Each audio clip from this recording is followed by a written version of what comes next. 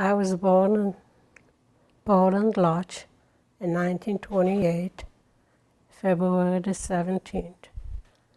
I came in, I had two sisters and myself, and then I had 3 brothers. My father and mother had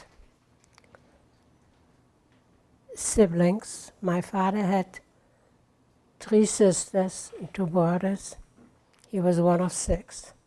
My mother had 2 sisters and 1 brother. She was one of 4. And what were their names? What were your parents' names? Well, my father's name was Yehiel Meyer Neyman. My mother's name was Feige Mauke Neyman. I don't remember her maiden name. I really don't. I was born the youngest 7 years after my brother was born, the youngest of the brothers. Then I came in 7 years later. And what were your siblings' names? Well, my oldest brother's name was Jeremy. I'm telling you the English names. I'm not going to tell you the Hebrew names. My second brother was Joseph. It's Joseph. Then my sister was Gutta. My other sister was Eva. And my brother was Isaac. And then I was. My father was in business. What I remember, and my siblings were telling me. And we were quite well off. I mean, as long as my father was living, the kids were going to school, and everybody was very, very comfortable. My oldest brother got married when he was, I think, 21 years old, or maybe 20. I don't remember. But I remember being a tiny little girl going to the wedding. And I remember the wedding, I would have had a niece that was 4 years younger than I was, because she was born right after, he married a girl, the rabbi's daughter, and they had a child right away. And then in 1937, my father got sick. He had a heart problem. And my mother wouldn't take him into the hospital. She wanted to keep him at home. So what happened was that we had doctors and nurses around the clock, and we lost everything at that time. And my father was kept alive for like 4 weeks, and then he passed away. Now, growing up, did you have grandparents also? Well, my father's mother and father had passed away. And my mother's, I just knew my grandfather. What was his name? I don't remember. Okay. I really don't. That's fine. And we were a very knit family, because my father's siblings lived in Lodge. Not everyone, but he had 2 sisters that lived in Lodge. Then he had 1 brother that lived in Warsaw, and 1 brother that lived in Stuńska Wola, which was a few miles away from Lodge. And 1 sister lived in a small town close to Warsaw, but I don't remember the name. I really don't. And what about your mother's side? And my mother's sisters, 1 lived in Stuńska Wola, and 1 lived in a small town away from Lodge. And I used to go, after my father passed away, I used to go on vacation there and spend my summers with my mother's sister. So what was your growing up life like? Well, when I was little, my life was very good. I was going to school, and I was a happy child. I had a lot of friends. and a lot of cousins, because everybody, those years had 3, 4, 5 children, 6 children, and the family was very, very close to each other. And what do you remember specifically about your mother and your father? Tell me so I can know that. Well, my father was, like I said, a businessman. He had a store from hard leather. And I remember every Sunday, his friends used to come into the house and they used to play cards, And we kids used to sit around and just watch him. He had very, very close friends that every Sunday, they never missed a Sunday. That's what I remember when I was a little kid, and I remember going with my mother to the store to taking, dinner or lunch for my father. So we used to take like a tram and go because we lived kind of far away from the store. And I remember playing in the store, jumping from one place to the other. And we had a very good and happy life. I mean, my father was a religious man. So was my mother, and the siblings were too. We were quite religious. Tell me about that, being religious. What does that mean? Well, we observed every Shabbat, Friday night. I mean, we didn't have any cars or anything like that, but we never rode on a Shabbat, or we never went to a movie on a Shabbat. I remember that. And the family always used to get together in our house. And there, like my cousins from Stinskovala used to come to lodge. In fact, one cousin became a rabbi after the war, and he stayed with us because he was going to school. So he stayed with us. He was my youngest brother's age. So he stayed with us. We all had family staying with us. Like my uncle stayed with us because he was teaching not far from us, so he wouldn't have to go back home, a whole week. But he used to go home for the Shabbat or for holidays. He never stayed with us. I mean, my father was a provider, how do you say, for the whole family that didn't do as good as he did. And his business was selling? He was selling hard leather, for shoes and stuff. And so it was a thriving business where Yes. everyone in the community went to. Well, I don't know if everyone did, but I know that a lot of people bought from him because we were quite well off. The kids didn't work, they went to school, which in Europe, that's what you did. If you had money, your children didn't work. It's not like here in the States that everybody's going to work if you have money or don't, So the life was kind of different. And was your mother a homemaker? My mother was a homemaker, yes. And, we used to go away for every summer. We used to go away, like to a country, to a cabins, and my father used to come out for Shabbat. He used to come out like Friday afternoon and stay until Sunday morning. And then Sunday morning he would leave and go back to work. Describe your Shabbats for me. Well, the Shabbats were very, very good ones. I mean, Mother was busy cooking. She started cooking on Thursday or Friday morning and baked chawis and cooked fish and made different kind of, foods for Shabbat. And the kids used to go, my oldest brothers used to go with that to synagogue. It wasn't a synagogue, it was like a small,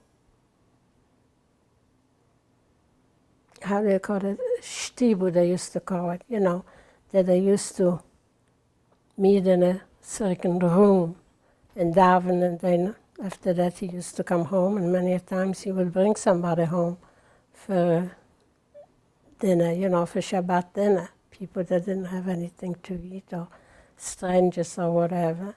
And there was always enough food to feed more than the family, because the following day you didn't cook. On Shabbat you didn't cook. So whatever it was left over, there were special meals made for the following day. And that's what we ate.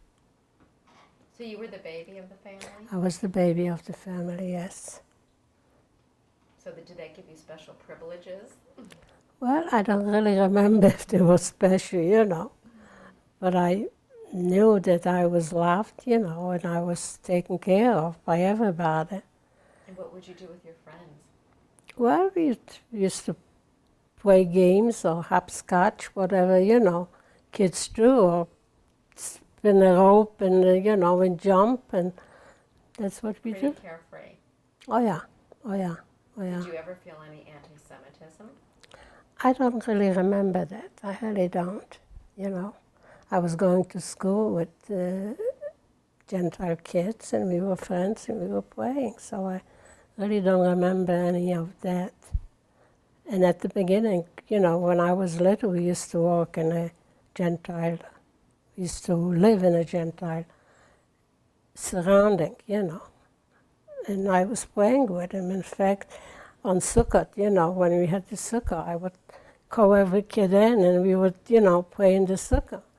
And one day, I don't remember what we were doing. I think we were kneeling or something, And my mother looked out the window because the sukkah was kind of facing the window. And she said, "What are you doing in here?" And I said, "Well, we're just playing." She says, "Well, don't kneel." So that's what I remember. And then we moved to the city in 1935. And why did That was at the outskirts, like we live here now, in Krivka. And we lived off the outskirts of Lodz. And why did you make that move? Well, because when we moved in 35, what I remember is we had different facilities already. We had water in the apartment, and we had bedroom facilities in the apartment, where we lived before. We didn't have it. So you upgraded. We upgraded, yes, we did. And what do you remember about your siblings? Well, I remember they were nice to me, and they were good. And I remember their weddings, because the two of them, the older ones, got married. And my sisters were too young, at that time to get married. The boys usually got married a little bit earlier, And we just had a good time, free willing, great time. But then when we moved in 1935 to upgrade, like you mentioned, and we were very, very happy. It wasn't as far to go to that store as, it was before. And we really enjoyed life. It was very, very pleasant. And then my father got sick. And then when everything kind of turned. Well, tell me from that point on, after your father got sick. From that point on, what I remember, and then later on, what everybody was telling me, that my mother didn't want to put my father in the hospital. She wanted to keep him at home. So what she did, she kept doctors and nurses around the clock. Did you know what was wrong with him? Well, he had a heart problem. What he got is a blood clot in his heart. In those years, 1937, there wasn't the facilities, there wasn't the medications that are now. And the doctor said right away he's not going to survive, but they kept him alive for about 4 weeks. How old was he at the time? He was 45. I really don't remember how old he was. But I think it's written on the headstone how old he was. But I really don't remember. And then after my father passed away, everything we lost everything because my mother spent a lot of money. It was very, very expensive to keep him around the clock at home. And who who was running the business while he was sick? Well, that's what happened. We lost the business at that time too, you know. We lost everything. How did you lose it? What happened to it? Did you just close?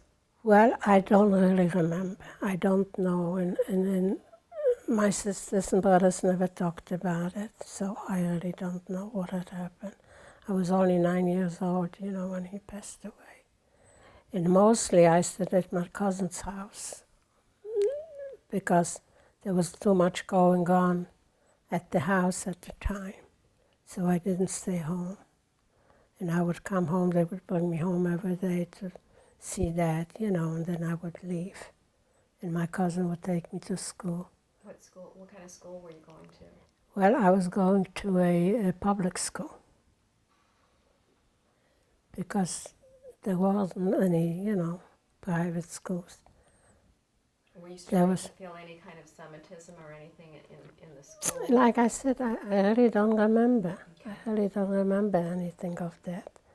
Maybe if I would be older, you know, I would know what was going on, but I really, not that time, I really. So it started asking your father got sick, he died, you lost the business.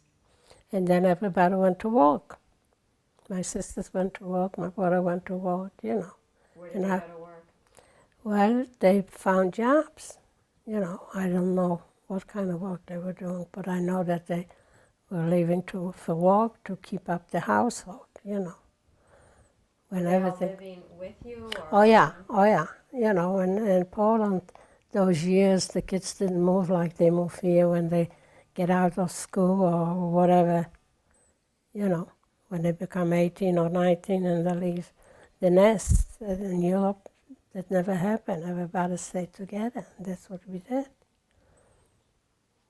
Okay, then what happened? Then what happened? In 1939, you know, when the war broke out, I was 11 years old. And you know, at the beginning, I was at that time at my aunt's house in a small town. It was during the summer.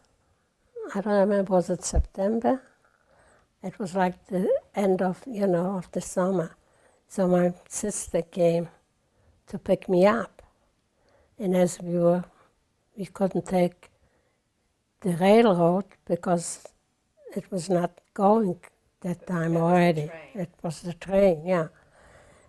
So we were walking, and then somebody picked us up with the carriage and the horse, you know, we would go with them.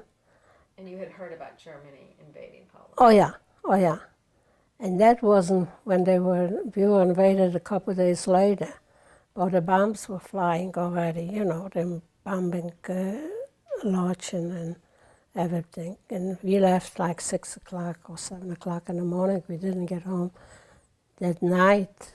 The best, I don't even remember the time. I lost my shoes and I was crying, you know. But we got home. Being frightened?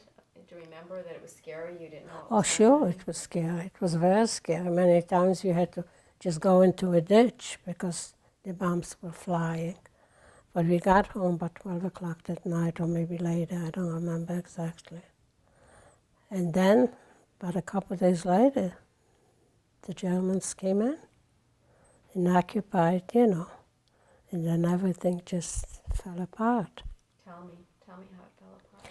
Well, we lived, like I said, when we moved to the city, we lived in a very comfortable, you know, apartment. And before the Germans came in, I think it was the day before, maybe the night before, I don't remember, everybody was running, you know.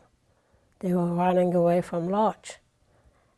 And my brothers, the ones that were married, came up to the house and they said, they are leaving. So my mother said, where are you going, you know?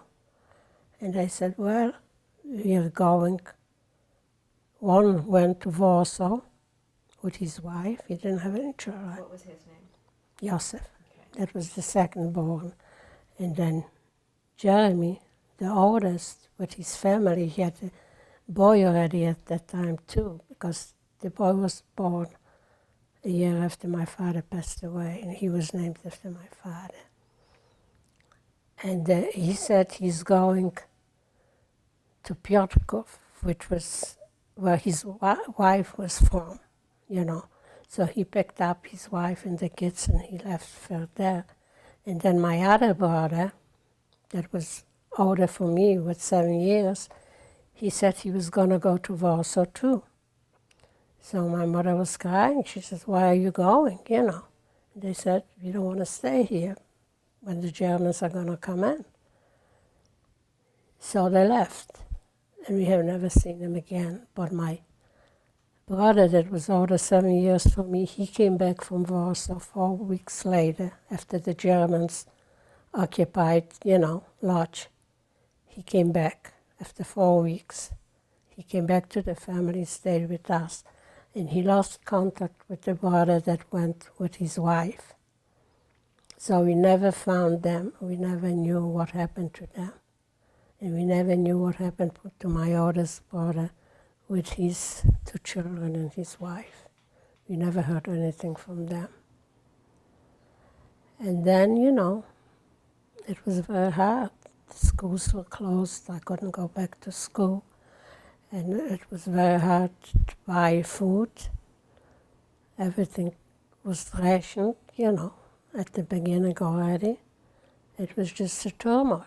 And how did you feel about it? Did you understand? Well, I understand that we were occupied, you know.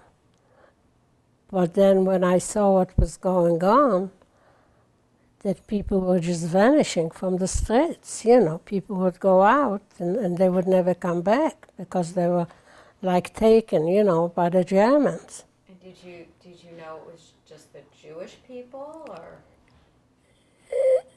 At that time, yes, because the people that lived in Lodz around when we used to live, you know, on the outskirts of the city, there was a lot of Gentiles living there, and they were the Volksdeutschen, you know. Those were German people, but they lived in Poland. They didn't live in Germany. They lived in Poland, but they were German. They were kind of already, you know, being very bad to us. Because my mother used to go back down there to try and get some food for us, because we had a lot of friends that were Polish, you know, German Polish or whatever. I didn't know at that time, you know. When we were living there, I didn't know the difference. They were Germans or Poles or whatever. And she used to go back to get some food, and some of them would give her some food, and some of them would say, well, get away, you are Žid, you know, you are Jewish, you just don't come back here anymore, you know. So I knew at that time already that it was getting bad. And did you ask your mother or your brother why? Did you try and understand it? No, you just kind of went with the flow, you know, because you didn't want to aggravate your mother, and you didn't want to talk about it. You kind of thought, well, maybe it's going to go away, but it didn't. Did you ever talk about leaving Poland? Well, where would we go? There was no place where to go. They were fighting around Warsaw that time, you know, and you really didn't know where to go.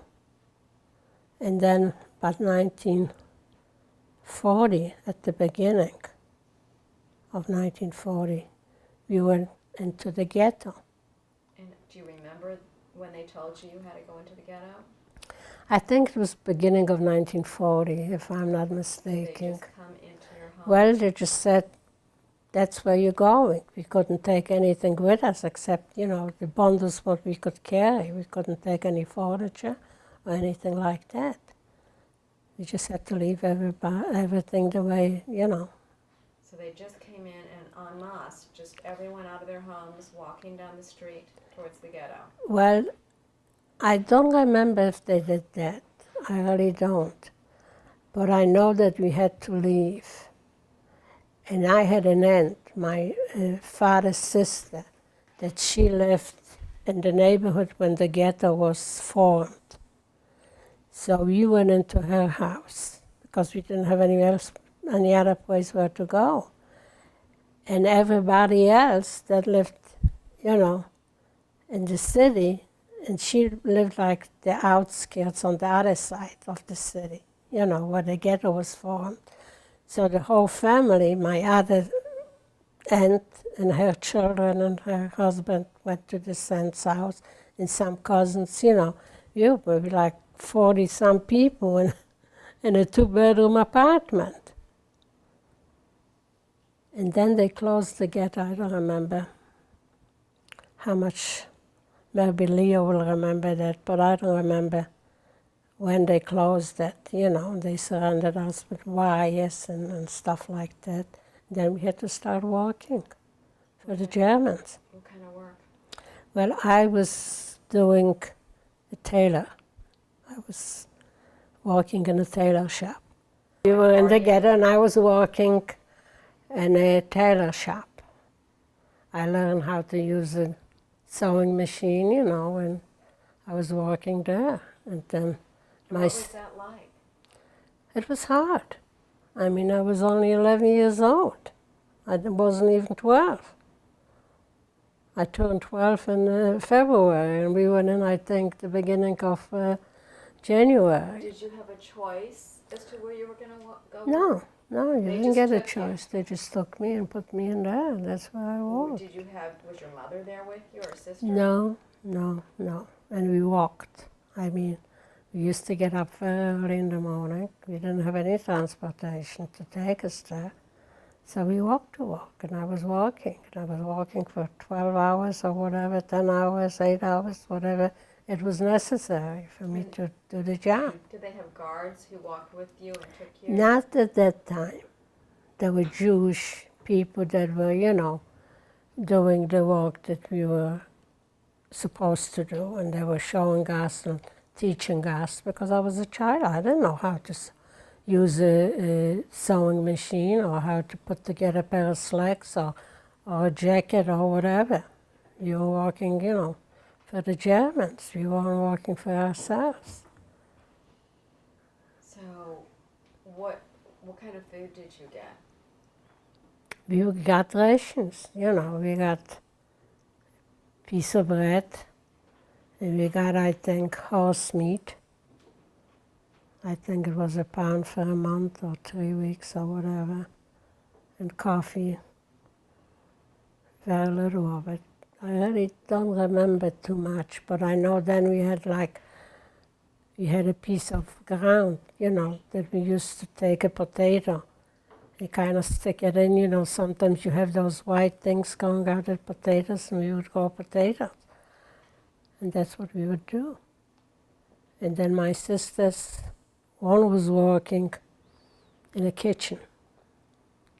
She was cooking soups, you know. So which was a little better for us because she was eating there, so the soup that she was getting, she brought it home. And, you know, we shared. And there were things that we used to, not at the beginning, but later on, we used to eat a lot of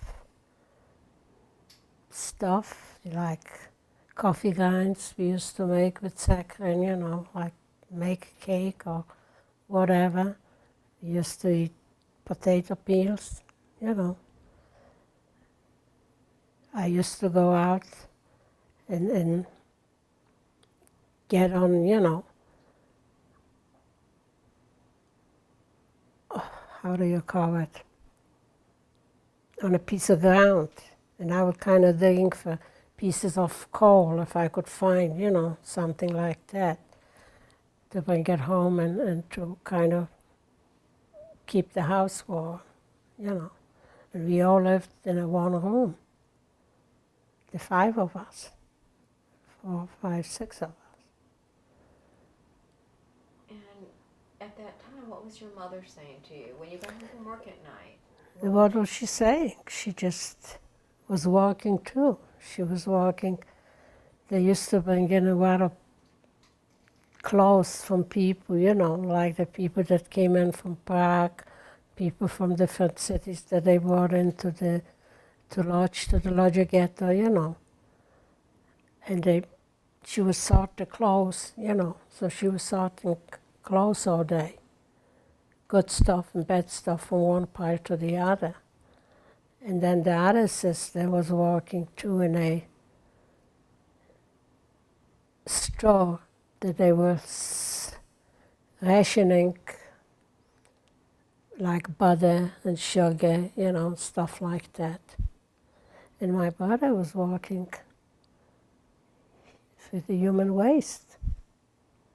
So he was getting a little bit more, you know, bread than somebody else.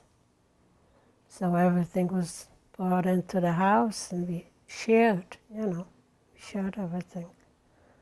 And that's how we survived. But my mother they wanted to send her away because she was old, you know. They called it older that those years. I don't know if she was 50 years old or maybe younger than that or old. I really don't know how old she was. And she got a notice that she has to go, you know, to the police department and she's gonna be sent away. So we wouldn't let her do it. So what happened was my older sister, she said she's gonna go in her place, you know. So she had a friend that works in the police station. So he was kind of, you know, keeping an eye on her. He didn't send her out. And then we hid for a little while, you know, before she got into the police station. We were hiding out. Hiding out? What? How could you hide out? How did you do Well, that? we went in where the cemetery, the Jewish cemetery was. There was, you know, they called it Marci, which was around the Jewish cemetery. And there were certain homes there. And somebody let us stay, you know, there. And they would bring us as little food as they could, you know, to kind of survive. And we were hiding out. But then we saw that we couldn't do it anymore, you know. It was getting very bad because everybody was getting very hungry and we didn't go back to work, and it was just, so my sister said she's gonna go, you know, in place of my mother. So she went into the police station, and a friend that she knew kind of kept her there, you know. He wouldn't send her out. He postponed every time somebody was going, she didn't go. And then a few weeks later, it was over with, and she was released. And then we got all the back rations back, you know, that we didn't get while we were in hiding. But we had to pay back some people, you know, that they gave us their rations and stuff like that they shared with us. So we shared back with them, you know, whatever we've got. So it was kind of a whole community of people just trying to survive, helping one another, but yet taking care of yourself. But not everybody helped everybody. If you have a good friend, helps you. I mean, otherwise, strangers wouldn't help you because they themselves didn't have enough to eat, you know.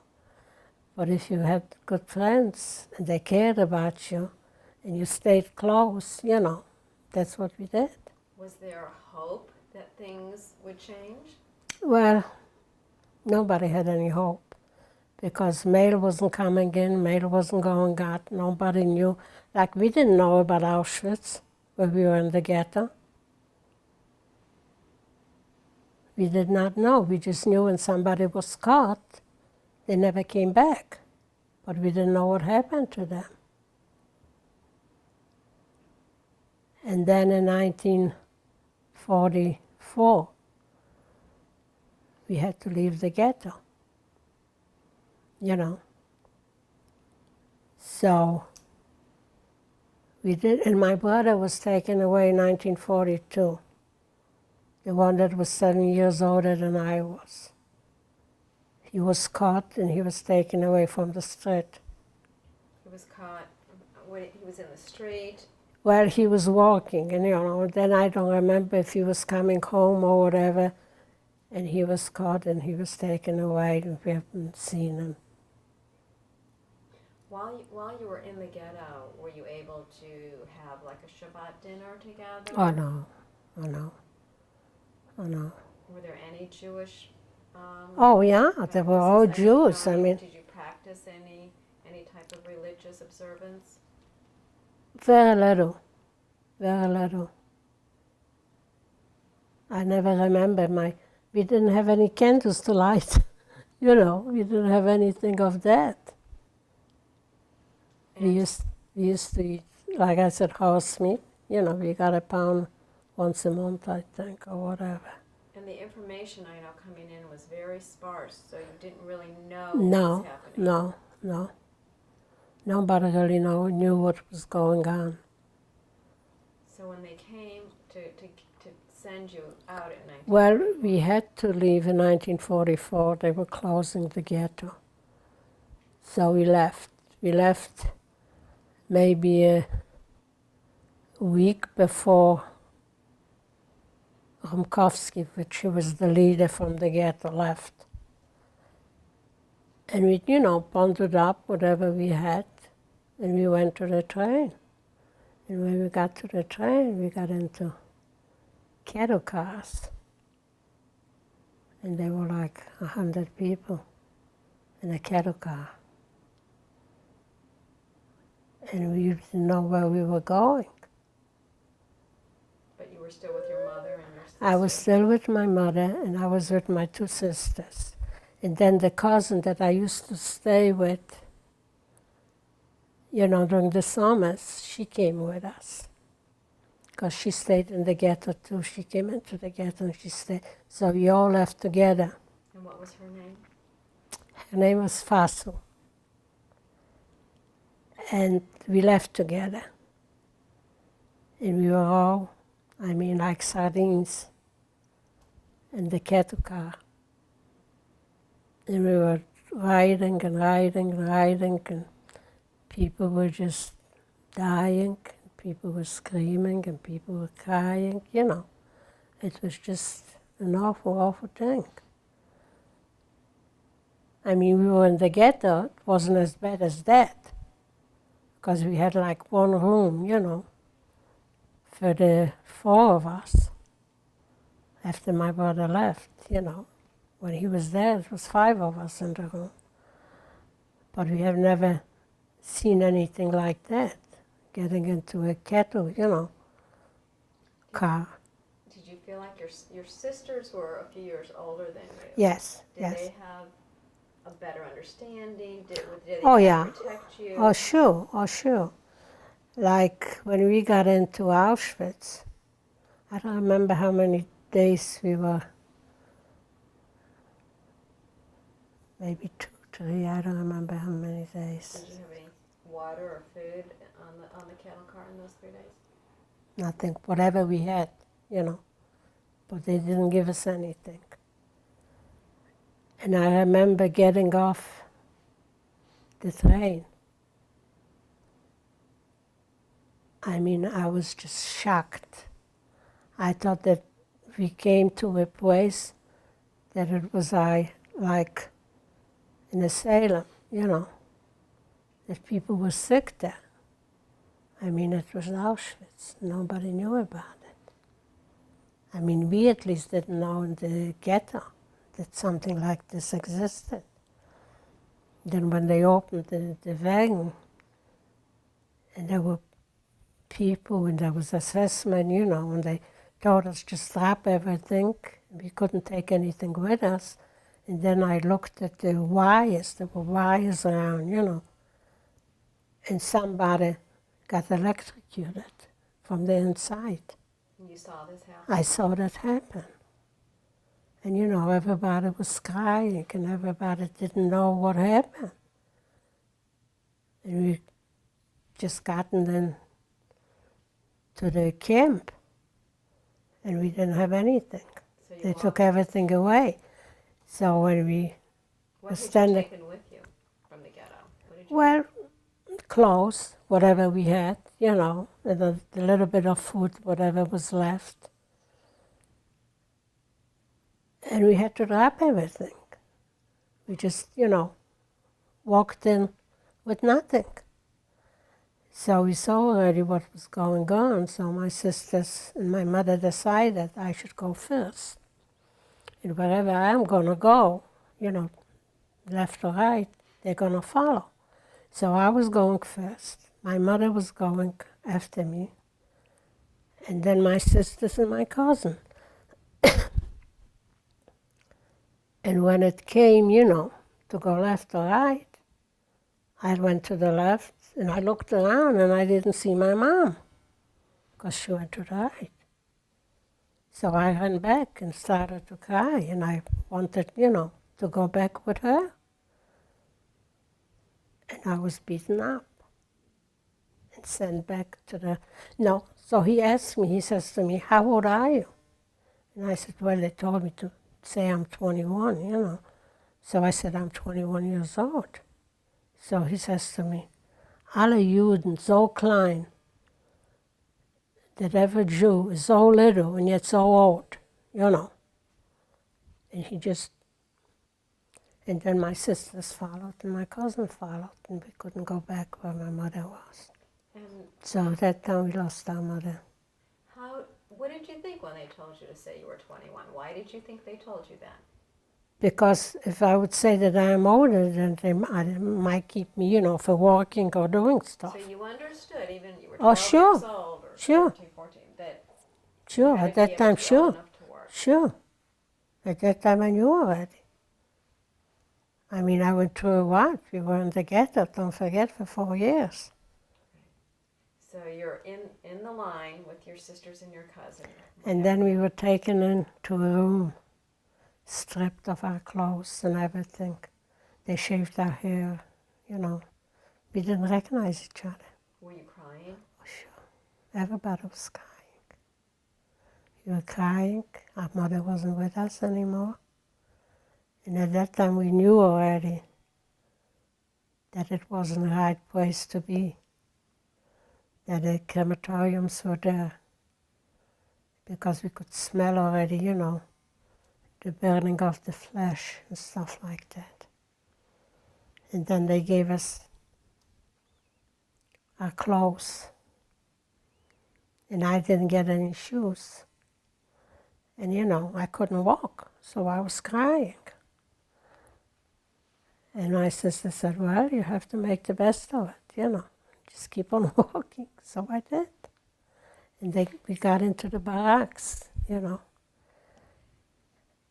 And when we got in there, so we were sharing, you know, the 5 of us,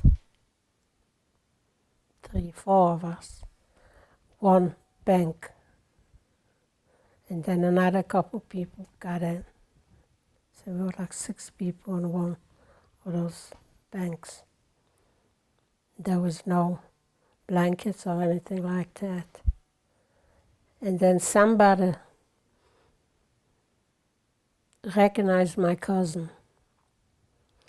And she said to her, you know, your aunt is here. So she said, which aunt, you know? She had an aunt that lived in Slinska from her father's side. So she said, where is she? You know, so they told her. So she and my sister went to see her that night. They kind of ran out, you know. And she was there. And she was there from the beginning of Auschwitz. She built up Auschwitz. She was a couple. You know, she was one that took care, you know, of the ladies, the Jewish ladies. So the first thing they did, they got a needle, you know, and some thread, and they got a piece of material, and they made some shoes for me so I could walk. And she told them, She gave them a piece of bread, I think, so we could share, And she said she's gonna see to it that we shouldn't stay too long there. So we really didn't stay in Auschwitz too long. We stayed maybe 3 or 4 days. But we had to get up every morning, for the appel, for the counting of the heads and everything and stuff like that. And when we were getting soup, we was sitting on the ground, and everybody got a swivel, from a top of soup. So you got a little swivel, and then you passed it to everybody else, and then we got a piece of bread in the afternoon. But we didn't stay long there.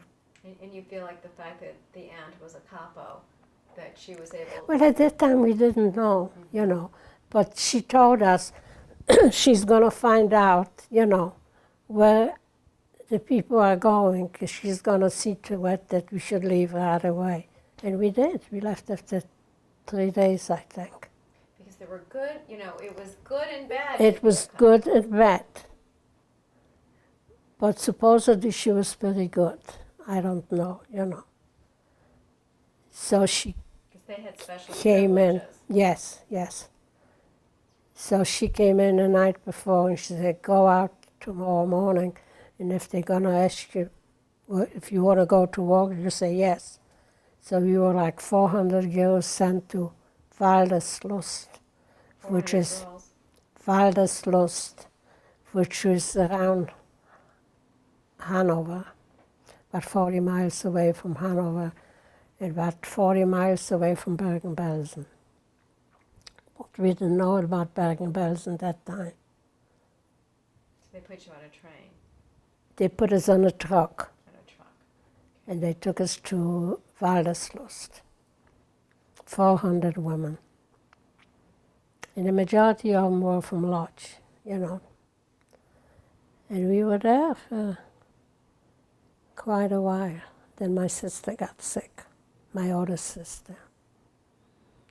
And when you're sick, they don't keep you, They send you. And what was her name? Gutta. Gutta, and what was wrong with her? She had a respiratory problem. She couldn't breathe, So they sent her to Bergen-Belsen. We did not know where, but they did send her back there, Later on I found out because she came back. So we were working, myself and my sister and my cousin, We were always together because one helped each other. If one fell, we picked him up, Because otherwise we wouldn't have survived. So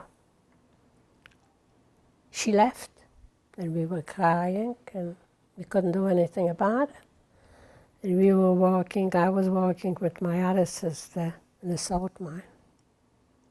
And it was very, very hot down there. We used to walk quite a few miles, getting to work and getting back. And what did you do there in the salt mine? We were putting salt in a wagon, They had those carts like that they were hauling, And that's what we used to do. It was very, very hot down there. So hot that going out, it was winter, And going down there, it was like summer. So we had to take our clothes off, kind of take everything off. And then before we left, we had to put it on. So we were hot in one minute and then freezing in the other, walking back to camp, And we had to sing while we were walking to work or going back from work, They made you sing? They made us sing. What were you singing? Songs, whatever they asked us to sing, that's what we were singing. Polish song mostly, because we didn't know any. Any Jewish songs or no? Just Polish songs, whatever, Because a lot of the men that were watching us, were were from Poland too. They were, the SS that were watching the camp around. And we used to get, like I say, a slice of bread and a soup. Coffee in the morning, I think, with the bread. And that was it. Then we used to work in forests too. We used to cut down trees. So I was little. So I always used to get, the big stump to carry it from one place to the other. I mean, it was awful. It was just a horrible, horrible thing. And then when they took my sister away, my older sister, that really got us down, because we thought we were never going to see her again. But about a couple or 3 months later, we got back from work. And the Judenälteste, which was a Jewish girl, that ran the camp, we came in and she called me and my sister. And I looked at my sister and she looked at me and she says, we haven't done anything because we really were watching ourselves. We shouldn't get in trouble, or anything like this, so we can survive. And we started to cry. So she says, don't worry, don't cry. Just I want you in my room, So she gave us our soups. Because we used to stay, in line when we came from work to get our soups. She says, come on in front of the line and I want to give you soup. And I want you in my room. So like I said, we didn't know what happened. So we got there and my sister was sitting there. She came back. She found out that they were sending back people to camp, like for exchange, because they always had to have the count of 400. Like she was sent away, they brought in other people. So she came in. She was between them. So, when we saw her, we were just crying and screaming. And was she well at this point? Not all, but she was better. And we kind of, stick together. That's how we survived. And then they closed the camp. I don't remember if it was in February of 45. They closed the camp. And they took us, some people they took on trucks to Bergen-Belsen. Then we found out, when my sister came back, we found out that it was a Bergen-Belsen. So we knew already where we were going, to another death camp. So we kind of, stayed together. We were walking. And then whoever couldn't walk, they got on a truck. And we got into Bergen-Belsen. It took us quite a few hours. I just don't remember, I mean, the days and the hours, and we never knew what time it was. We just knew, when there was appel, we had to get up. And we didn't have any time. We didn't have any watches. We didn't have any clocks. We didn't have anything. So we got into Bergen-Belsen. And when we got in there, it was terrible. And my sister started to feel bad again, my older sister. What do you mean by terrible? I mean, you saw there was no beds or bridges that we used to sleep. Everything was on the floor, It was a lot of people. And we had, I think they gave us some blankets, if I'm not mistaken, that we put on the floor and we slept, And she's gotten sick again. So we had to watch for her, We had to get up for the appels. We had to kind of get her up and kind of hold on to her so she was standing up, because otherwise they would take her away. That was going on for quite a while, and the cousin that was with us, she helped us too, you know. Like I say, if we wouldn't stay together, probably none of us would survive, but we all four survived. And did you see amongst the people around you as they would be taken away or get sick? Well, people would die around you. You fell asleep, and in the morning you would get up. There was a lot of sick people. I mean, there was only like flesh and bones. I mean, everybody was just malnutrition. You know, we didn't have any food. We were very, very, you know, didn't get much of anything. And did you have any understanding of why this was happening to you or where the rest of the world was while this was happening? Well, you know, we weren't thinking about it. We really, to be honest, we just thought, I mean, this is us. And sooner or later, we're going to die, and nobody, you know, because we didn't have any radios, we didn't have any papers to read. I mean, we did not know what was going on in the world. It was just, we just took each day the way it came. Like I say, we went to sleep, and in the morning, this one was that, and this one was that, and by the time they were taking them out, you kind of, if you want to go out, you kind of had to step over them. It was a terrible, terrible thing. How much food did you have in Bergen-Belsen? How much food? A piece of bread and a soup. Very, very little. But yes, if we could find, while we were walking, you know, with fire and whatever, feeding pigs or cows or whatever, if there was some food that, you know, we could get, we did. Like just, you mean trash that was... Trash, exactly. That's what we would do. But we wouldn't just run like a herd. A lot of people ran, you know, and they would get killed. So there was no thought of escape? No, no, no. We couldn't escape. Where would we go? And nobody thought even about it. So. But you felt that if you waited it out long enough, someone would come save you? We really didn't think that we're gonna be saved by anybody, that we're gonna make it.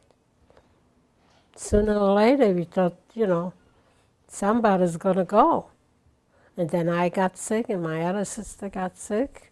What happened when you got sick? Well, I had diarrhea, you know, malnourished, you couldn't walk. But what saved us that we were only like, because we were liberated in April the 15th. So we were only in Bergen-Belsen maybe 2 months. So tell me about liberation. Well, we were liberated April the 15th by the British. And I mean, they were saying that the bread that we were supposed to get on the 15th was poisoned. That everybody was supposed to die, you know. But I don't know if it's true or not. But that's what got passed from one person to another. Yes. But we were liberated the 15th. I remember very vaguely the liberation, because I wasn't feeling good. And my older sister was very, very sick. She was sick already. I mean, she had diarrhea, she had typhus. And when the English came in, the British, I mean, it was just like a blessing, you know. The following day, I think, doctors came in, you know, and nurses came in, and they were looking after the sick people, and they were taking them out. My cousin got sick, you know. So you were just lying there when they came in? Yes, yes. Had you still been working, or at Bergen-Belsen? Oh, we weren't walking. No, not in Bergen-Belsen, no. You were just no. lying there We were sick. just like sick, I mean. just waiting to really die. You know, that was the only thing. But then, you know, we got on medication. And Did they take you out from Bergen-Belsen, or did they take not you? right away. What they did, the first thing, they cleaned up, you know, the barracks, and then they cleaned out, took the sick people out mostly, the majority, you know. Those that were very, very sick, like they took my sister, my older sister, they took her into the hospital because she was the sickest, you know, and my cousin, they took in. And myself and my other sister, we were still at the camp, you know. And they gave us some medications, I don't really remember what, you know, and we kind of got through a little bit, you know. And then we were all moved. We were moved to another Bergen-Belsen, which was like a joint city, you know. It was a small town where they had homes like houses, you know. And what they did, they put in the girls, 6, 8 girls in a room.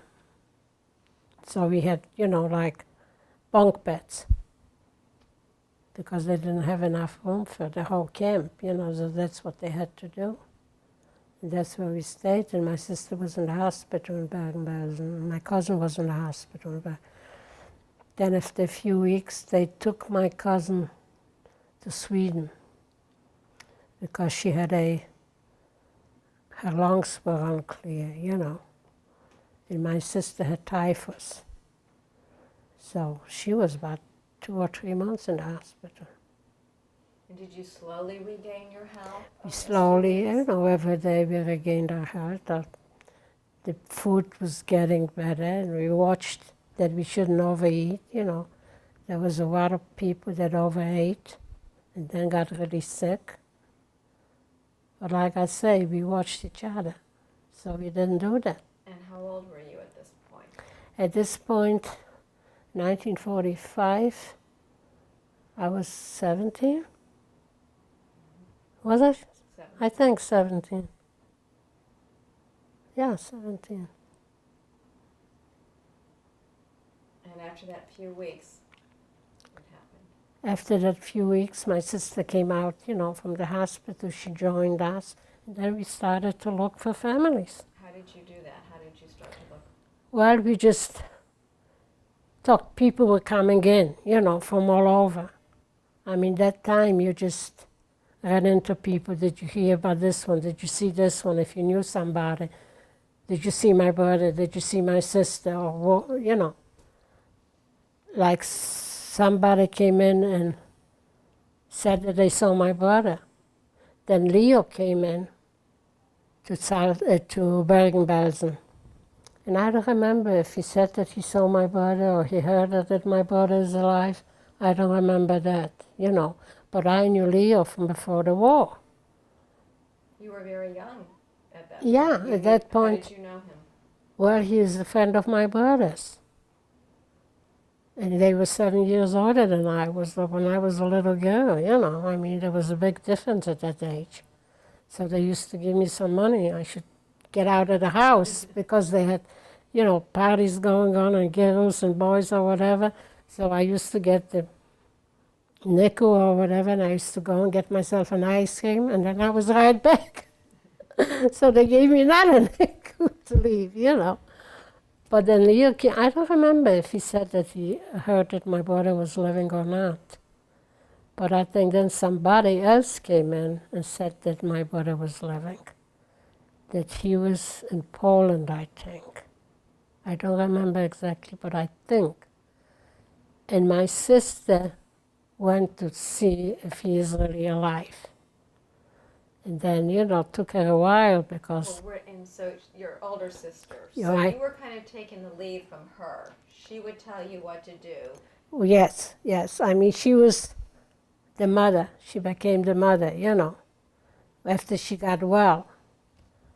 And she said she's going to go and see if he's really alive, you know. And she wanted you to stay? Stay put. So we were put in Bergen-Belsen, and she went to see to get him, you know. Was this considered a displaced persons camp at that point, or just a place?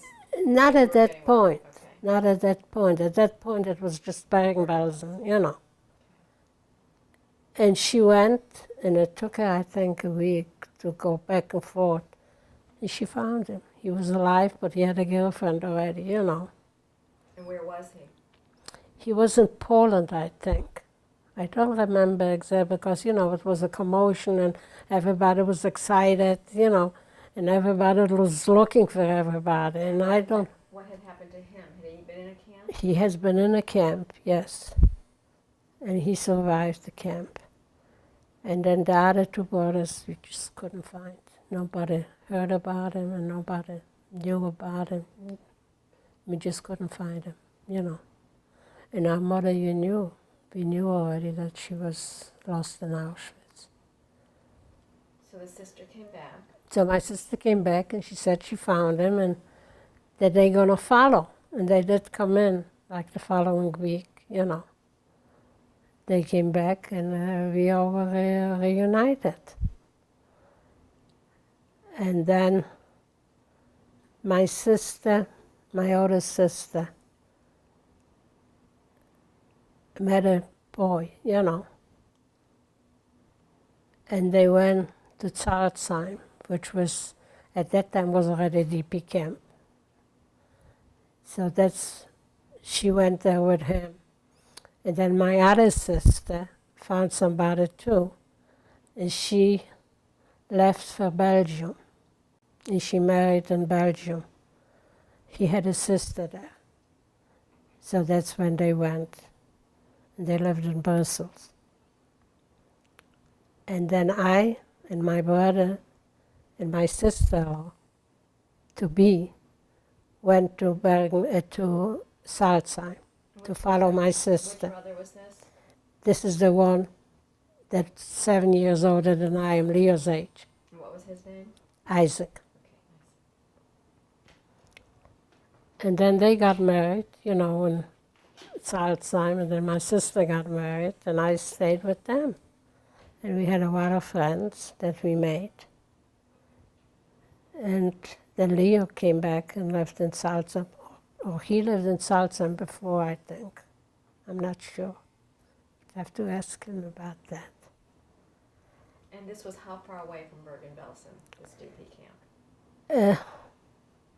I really don't remember because this is close to Frankfurt and we were like around Hanover, you know, so I don't know how many miles it was. And what did they give you there? What kind of Well, we got rooms, you know, accommodations, which is like one room, or sometimes you got two rooms if you know, stayed with a German family and you paid them a couple of hours or whatever. And we would get like two rooms. But the majority had only like one room, you know. And I stayed a little bit with my sister and a little bit with my brother, you know. And then in I don't remember the year. I talked to my sister. We couldn't talk because we didn't have any phones, but we were writing to each other. And she got pregnant. And she asked me if I would come, you know, and help her. And I was starting to go out with Leah that time already, but it wasn't very, very serious, you know. And I went. I couldn't go. Where was she?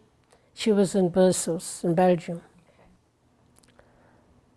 So I went there and stayed with her until she had the baby. And then Leo was coming to visit, you know, back and forth. And then we decided we were going to get married. And so here you are, having gone through all of this, 17 years old.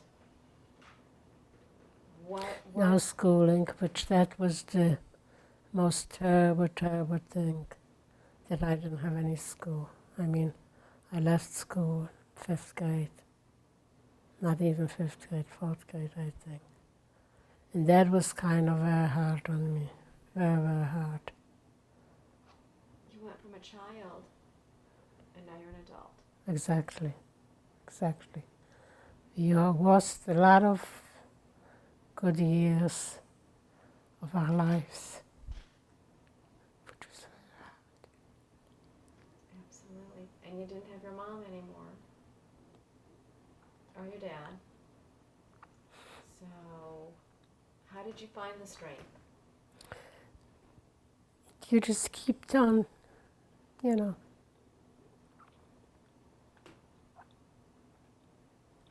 And you ask yourself, what am I doing here? Why am I alive? It's hard.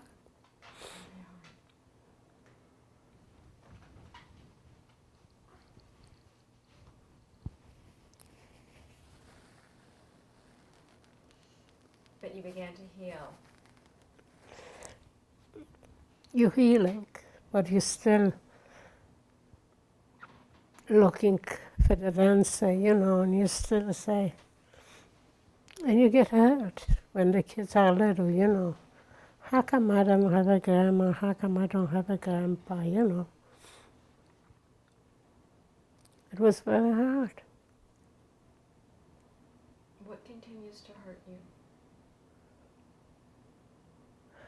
I mean, even if there were happy occasions, you know, it was always in the back of you.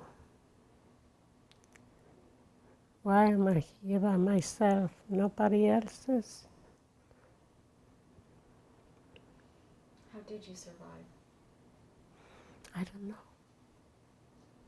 I really don't know.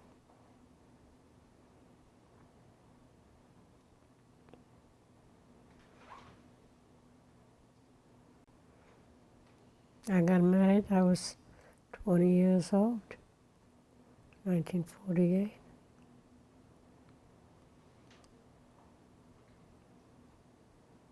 And then, you know, little by little, you're losing your family. Like I lost my sisters, I lost my brother, and I'm the only one now. And you have children and grandchildren. Yes, I do. Thank God for that. So,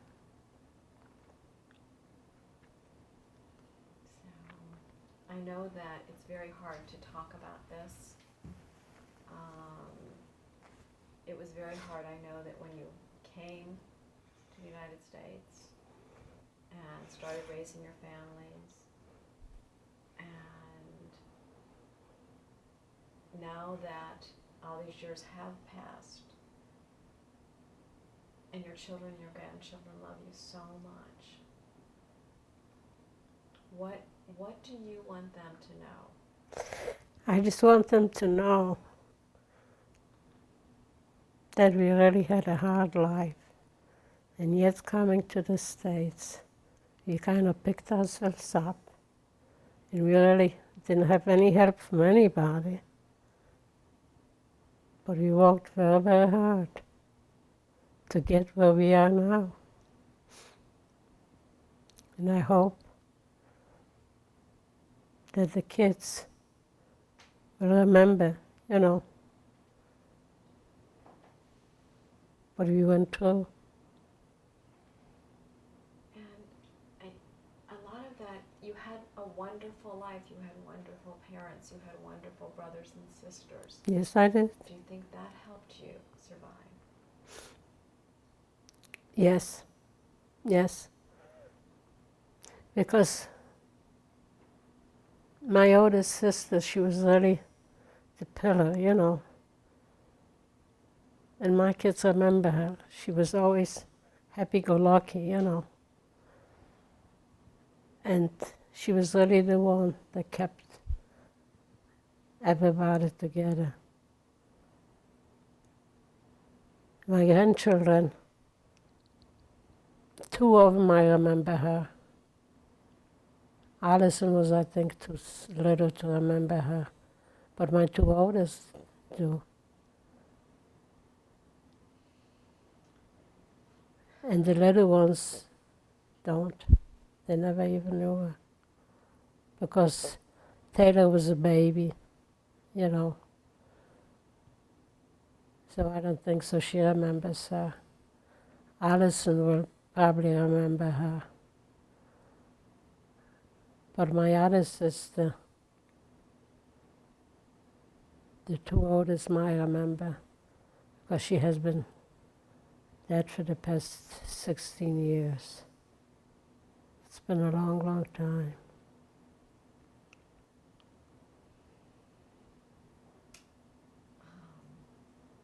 What are your feelings now at this point in your life? Well, at this point, you know, those were supposed to be the golden years. But they are pretty good, except, you know, a little hard things that are going on. Leah hasn't been feeling good. I'm not great either. But we're kind of trotting along and hopefully, you know, stay well. Right.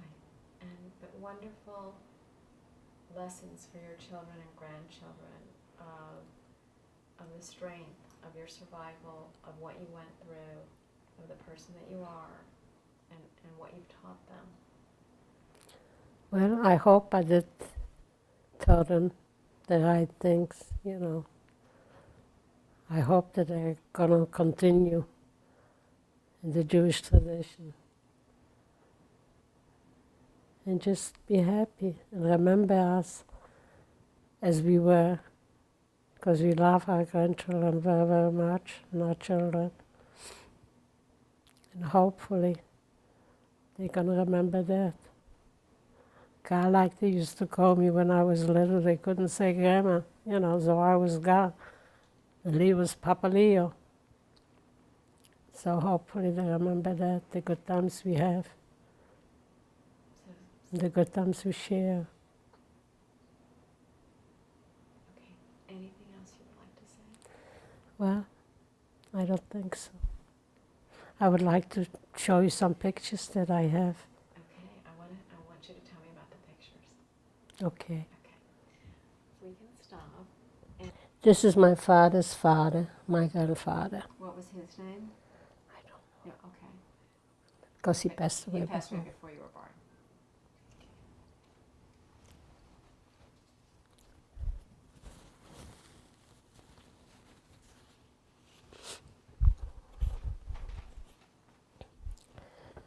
This is the house where I lived with my brother in Poland. This was in the city. And my brother was in Lodge, and he took the picture. What year did you live there? We lived there from 1935 until we went into the ghetto. That's when we moved from the suburb, you know, to the city.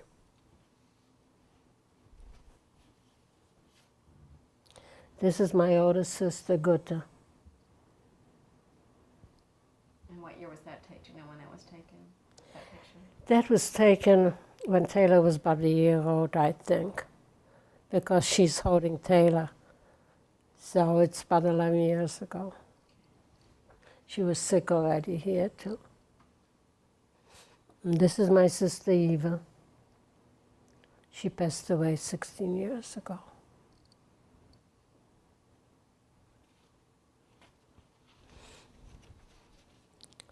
This is my brother, Joseph, and his two friends. He's the one in the middle.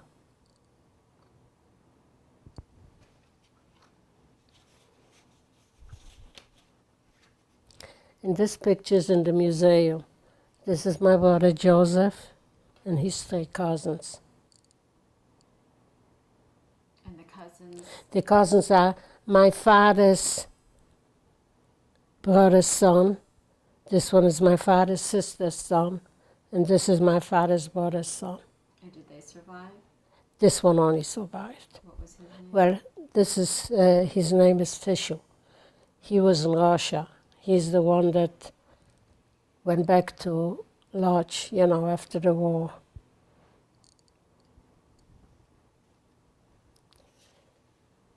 And this is a picture when we were going to Bremerhaven, coming to the States. That's myself and Leo.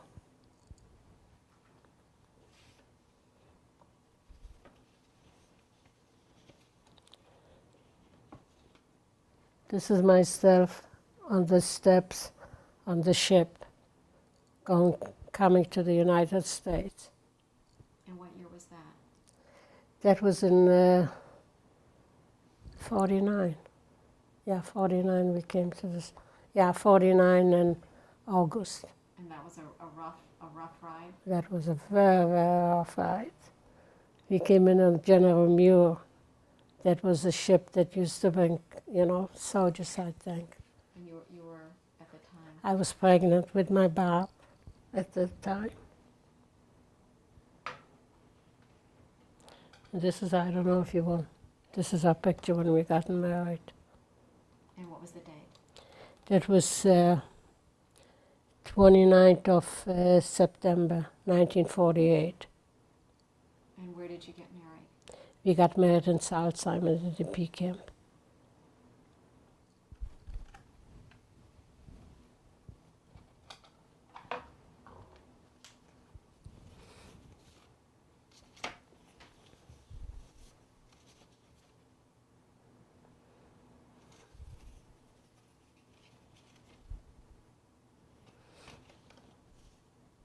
This is on the train where my sister sent us off to go to Bremerhaven to come to the United States. This is my sister Gut and her husband, What's his Sam. name?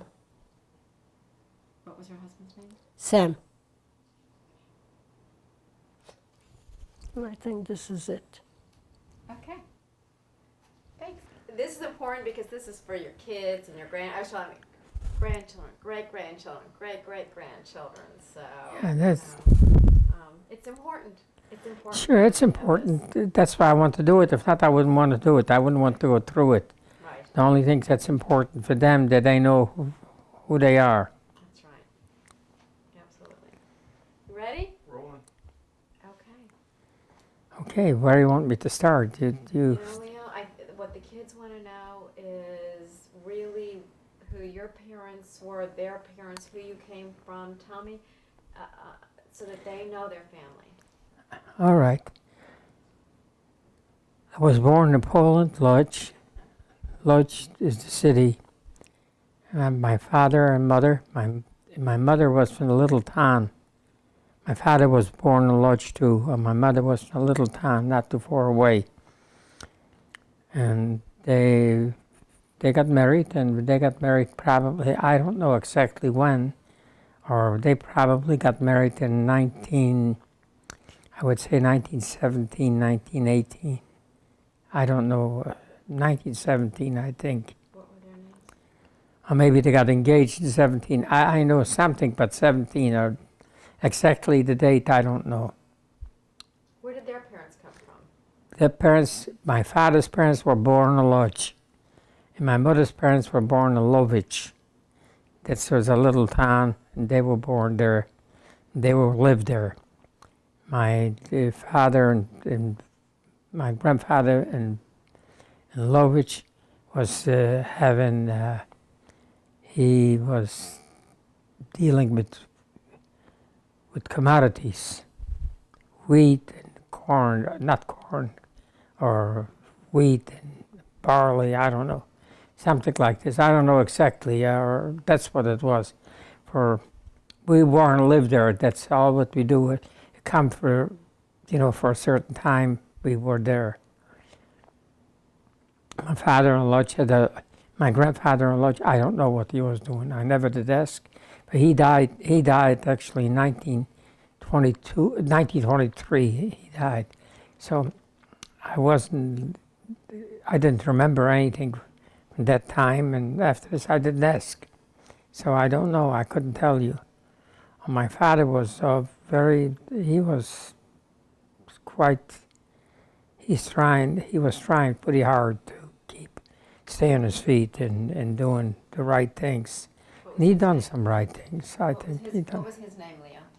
His name is Reuben. That was his name. And my mother's name was Heike Milke, the second name. And What was her maiden name? what? What was her maiden name? Before Spice Handler. Her maiden name was Spice Handler. And I got some relatives in New York, or we never did kept up. I got some relatives in New York, or we never kept up with them. Not relatives, actually second, third cousins, maybe fourth cousins. So, matter of fact, one of the big shots in the Reform temples is a cousin of mine, Spice Handler.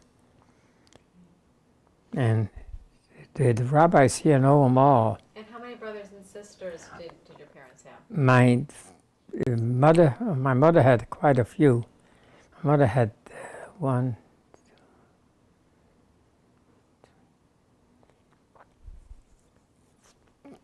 four brothers, and I think 5 sisters.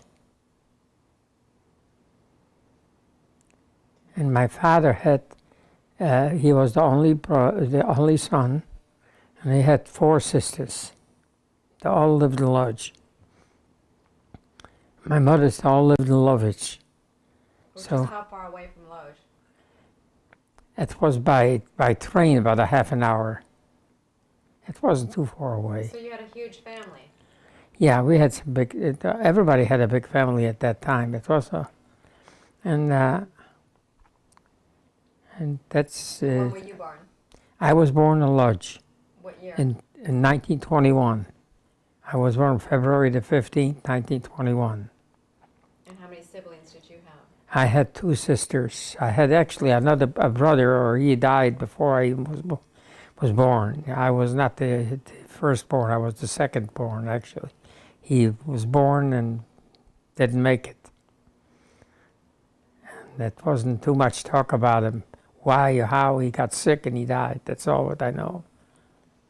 Tell me about your childhood. What? Tell me about your childhood. My childhood was very good. I went to private school, and my father was kind of prosperous, and he sent me. I went to private school, to a Hebrew school. What we had actually the Hebrew lessons and Polish lessons, the same school. And I went to school, and I had 2 sisters. My 2 sisters went to private school too. They went to Bet Yaakov. That was a Hebrew school in Europe, and they went there to school. And that's what I can tell you about. What was your home like? Home life was very good. We had every day we had dinner together. Dinner was at lunchtime. We didn't have no lunch. Dinner was the big meal. That was at noon. Not noon, at 2 o'clock. When we got home from school, then we had all dinner every day the same. What did you used to eat? What kind of food did you have? Oh, my mother cooked whatever it was. I don't know. I remember the chicken and meat, mostly meat, everyday meat. So that's all what I remember, or exactly what she cooked. Chicken noodle soup and rice soup and all kind of. She was a good cook. She was a good cook. I couldn't complain. My wife was not a bad cook either. She was a good cook. So I lucked out. I lucked out pretty good. So when I went to school and we had to do homework every evening, and life was good. Life was good. And your father was in the commodities also? He started the commodities, then he finished up something else. He started in commodities, and he was in yard goods, like materials. Then he had a restaurant. He always done something. And how did you get along with him? I get along well. I was the only son, so and I got along well. I remember that we went to services Saturday morning and Friday night. Went to services. I remember that every Saturday and Saturday and Friday. And we come home from services, and we had every time. That was some poor people that didn't have where to eat. They come to us for dinner. When my father took them home for dinner, and life was good. What did you do in your spare time with your friends? What did you used to do? Oh, we done a lot of things. We went to a movie once in a while, or we played mostly like kids, played different games and stuff.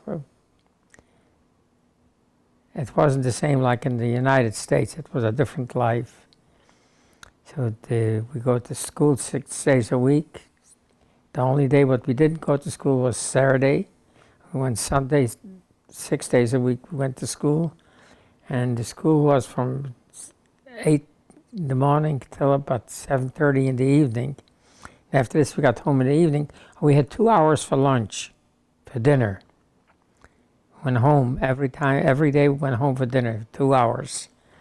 And then we come back and we sit the rest of the day, and when we come home in the evening, we had a little dinner, little supper, what was like a sandwich or something like this, and we have to do the homework. And so your family was very much like all the other families. Yes, we had all my aunts and uncles, my father's side, they all lived not too far away. And Saturday afternoon, we're going to visit them. Every Saturday, we had to go visit. Not we had to. That was the cousins and the aunts and uncles. We went to visit every Saturday. And we had a point where we all met together. Not all the time, but the same one. We met together every time and that was very wonderful. And what did you do during the summers? During the summer, we went to a little town, but is to a dacha, what to say, to a summer home. We didn't own the summer home; we rented it. We went there for every year. My father come out for Saturdays and Sundays. For Saturdays, not Sundays. He come out Friday and left for Sunday morning or Saturday night. Right late Saturday night, he left. We lived there in the summertime. They had a river and we played. Kids played. And we had over there, we had school too. Just Hebrew school every day. We had a teacher and he'd come out there and we had it about an hour or two. And what did you think you were going to do with your life? I wanted to go to textile school. The time didn't allow it. In Europe, when you finished high school, or what you call high school, you finished that school, you can't go to university right away. It was not like here that you go to university, especially for Jews. For Jews was real hard. So I helped out at home. Why was it hard for Jews to do that? What? Why was it hard for the Jews to go to college? Because they wouldn't let them in. There was quotas. When did that start? It started way before my time.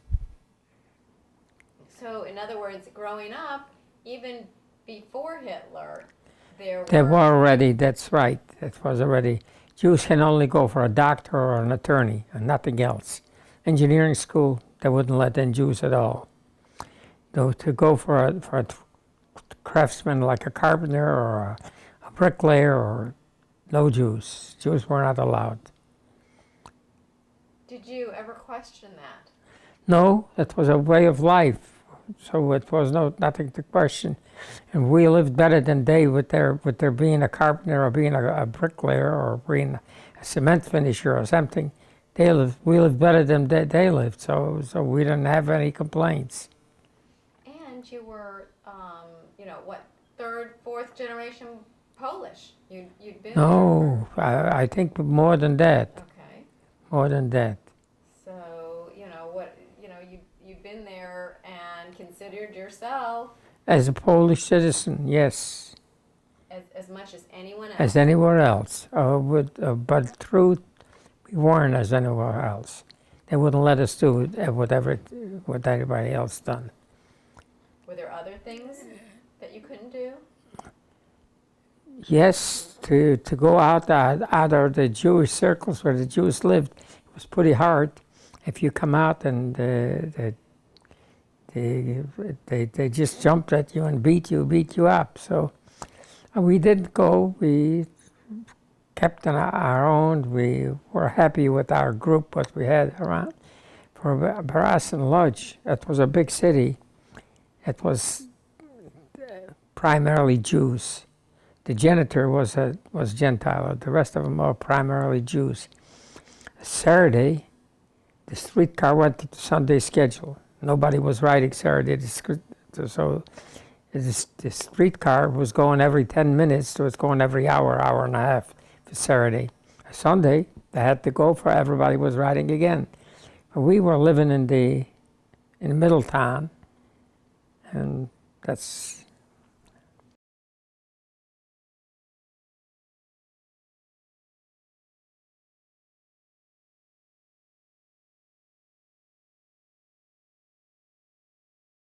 You couldn't go, you couldn't get in, you couldn't get out. That's it. We were over. And so you had moved out of your home, or was your home within the ghetto? No, we were out of we lived in the city. Okay. The ghetto was a little far, and we moved to the ghetto. We moved to the ghetto. We have an uncle. I have an uncle over there. We moved to him. So you moved into your uncle's home? To uncle's house. And he went to Warsaw too. He left for Warsaw with the family, and not all of them. He left 2 daughters left at home. So one died, and she got married, and she was pregnant, and they took her away, and that's it. She and my mother went together to the gas chambers. From the ghetto? From the ghetto, yeah. That was when the ghetto liquidated. Okay. So before it was liquidated, though, you're in your uncle's house. What was his name? Angel Lehman. Okay. Lehman. Okay. And what were you doing in the I was working in the Zattler Resort. What's that? We made for the army, for the German army. We made all kind of stuff like backpacks and hostess to the guns, stuff like this. We worked leather, and I worked there for all that. And I was So you're like 18 years old at this point? yes. Okay. I was working over there, and when I was working, I was working there in the Sattler Resort, and I even got a picture of it, what is in the museum too, in 1942. And then I went to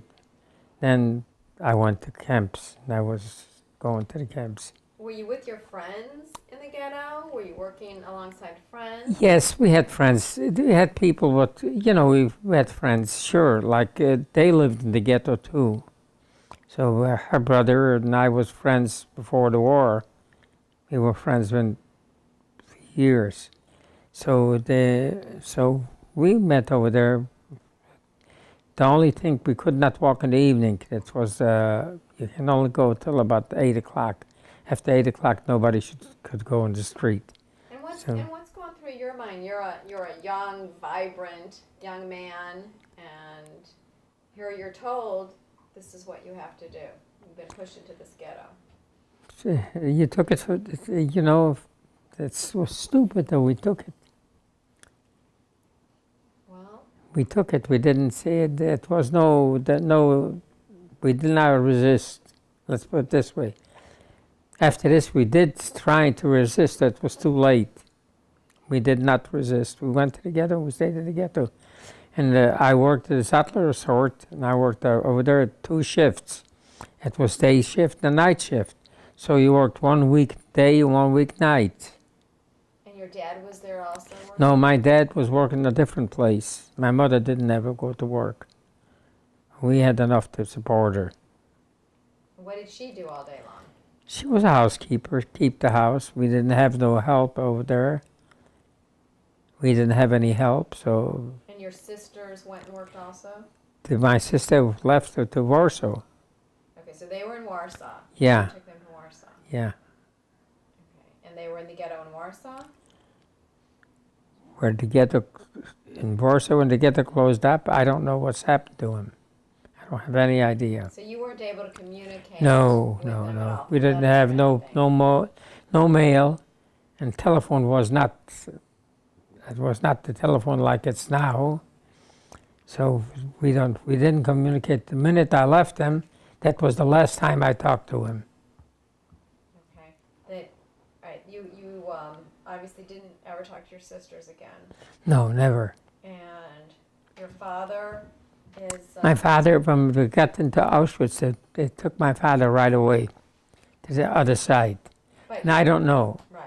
But in the ghetto, you were together. Oh, we were together all the time, yes. And what type of things did you talk about then? Did you not talk then either? Oh, we talked politics mostly, well, not much. We didn't talk, that was enough to talk, small talk, not any big talk. I mean, all the political stuff that was going on in the Lodz ghetto. We did not know it too much. We did not know too much. We didn't get no outside papers. We got a paper from the ghetto. They wrote whatever the Germans wanted us to know. And they didn't write anything. It was nothing. No communication. What about the food rations in the ghetto? We got food rations. When I worked, I got a special food ration. I got more than the regular ration. And I got for the work. I got for the work another dish. And my dad had the same thing. And we took home for my mother with it. It was enough. Did you worry about your mom and dad at this point? Sure, we worried all the time before you have to remember they come in and they grab the people in the middle of sometime from nowhere. They come in and start grabbing people to take them to the camps. Young, old ones, they didn't bother, but they take him or they're going right to crematoriums. So did you have did you just feel like it was a day to day? You would just take one day at a time? Take one day at a time. We didn't know anything. We know today or tonight, what's going on tomorrow morning. We didn't know. It was a different life. It wasn't a life what you can plan. You say, and I'm going to go next week. I'm going to come to see you. It wasn't no such animal. Was there anything in the ghetto that you can remember specifically that stands out in your mind? No, I went to work. I worked 12 hours a day, 12 hours days, or 12-hour nights. And we got the soup every day over there when we worked. And nothing stood out.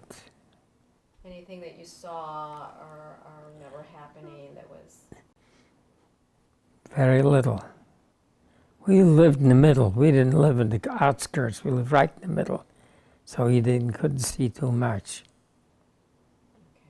So when they came to close the ghetto, and then you were there, how long before you were shipped out?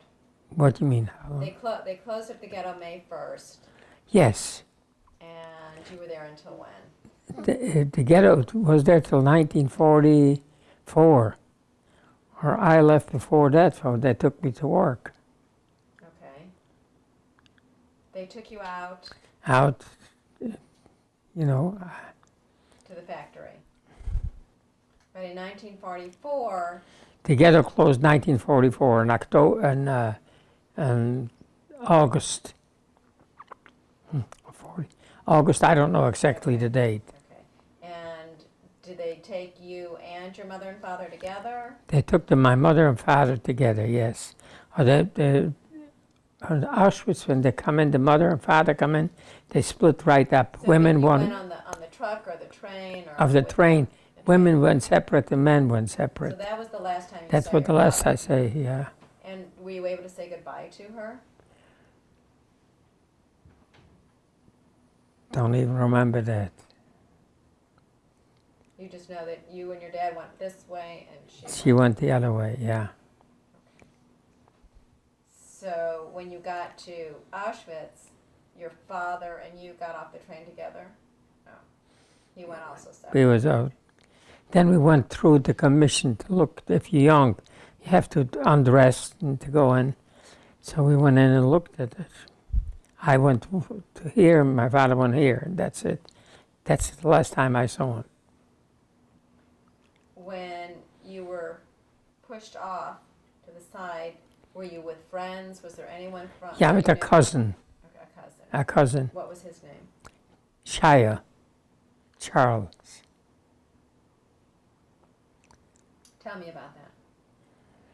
He was older than I quite a bit. He was married already and had a wife and a child, but they lost them before.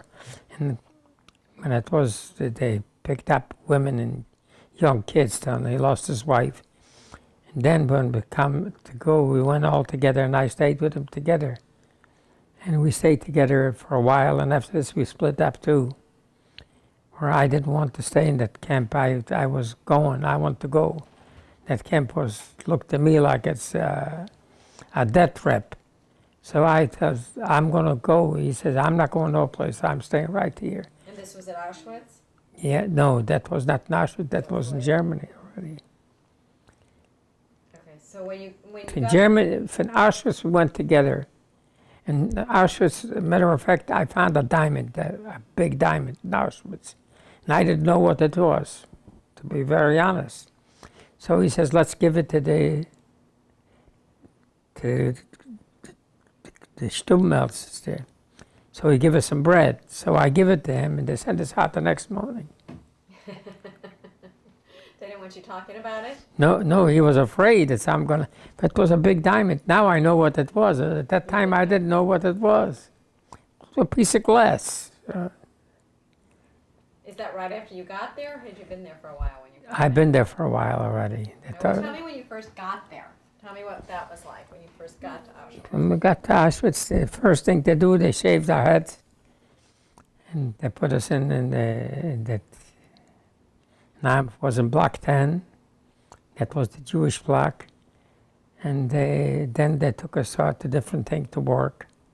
Where'd you go to work? They slept us to commandos, different commandos, who knows where. What kind of work did you do? Manual work, that's labor work, whatever they need. We shovel dirt and get cement. We didn't do any precision work, nothing. Later on, and sometimes you went to the camps, you can get into a factory where they make ammunition, so you made ammunition. I was in Mole, they made cement, so we worked at a cement plant. Oh, we worked all different kinds of stuff. We dig ditches for telephone for wires. We dig ditches. We did cut out trees for forest. Cut the trees for autobahns.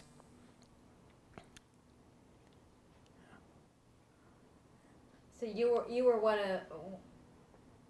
were able to keep day after day going and working. If I wasn't able, they made me go. So the people that we worked together, one looked out for each other. We looked out for each other. So I said that I got a beating at one time, and I didn't want to get up and to go to work. He says, you have to go. If you're not going to work, they come and they pick you up, and you go into the crematorium. We knew already that it's a crematorium at that time. So did you think, was there hope that you would survive if you just kept getting up and working every day? We hoped that we could survive, that the war will end, and we survived, or who knows. 90%, 95% did not. Did you think that the world was going to come save you? That someone would come in, someone would come save No, we know that the war will come to an end for the Americans come in and bombed. Or they didn't bomb the camps. They bombed all around the camps. They never threw a bomb at a camp. Did you hear the bombs? Oh, we heard it. Yeah, they have an alarm. If they they had alarms going. When their alarm come up, we had to go lay down on the ground or hide or something. Did you think you might get bombed? Oh, I would like to get bombed. I would wish, come on, bomb. Let's get rid of it. Get rid of the camp? No, get rid of life. The camp was something but we resolved that we cannot get rid of. Or get rid of life, just give up, that's it. Why didn't you give up? I don't know. To be very honest, I don't know. We had hoped that the war will end and it's going to be a better life, or it didn't look like it. Did you think about what family you would have left? We didn't know.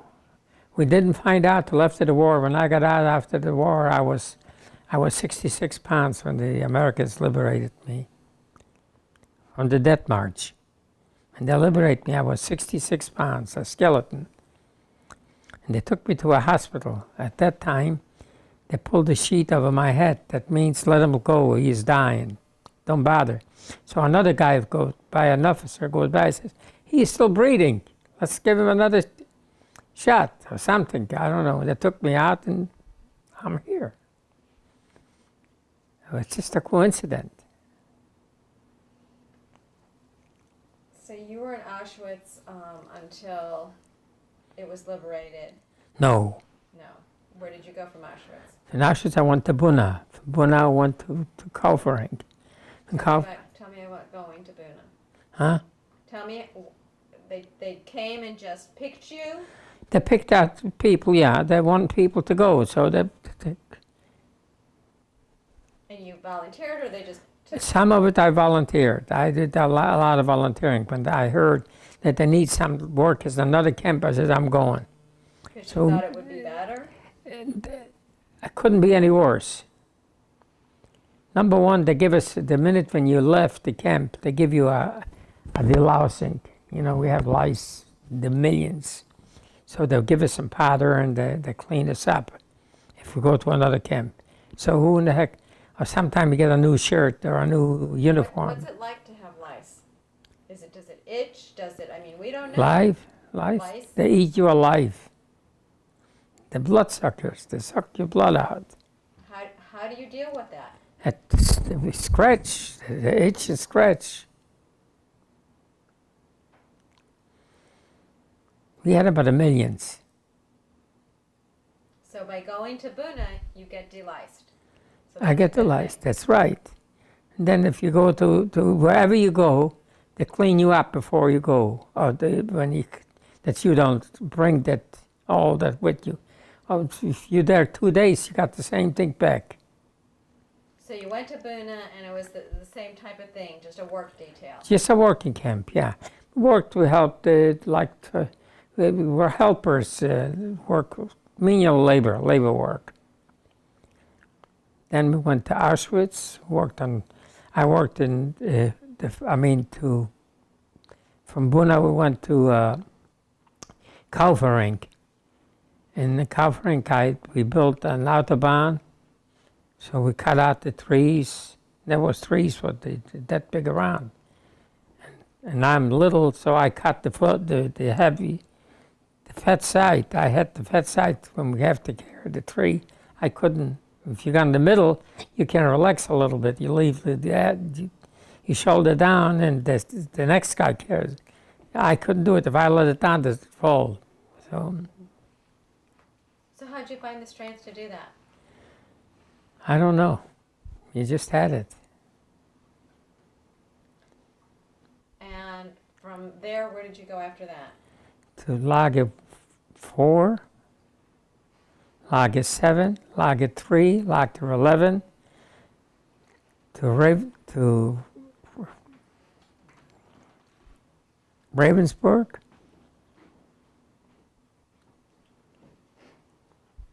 I went to a bunch of them. I had frequent flyers where they looked for carpenters. I was a carpenter. They looked for plumbers. I was a plumber. Whatever they looked for, I was.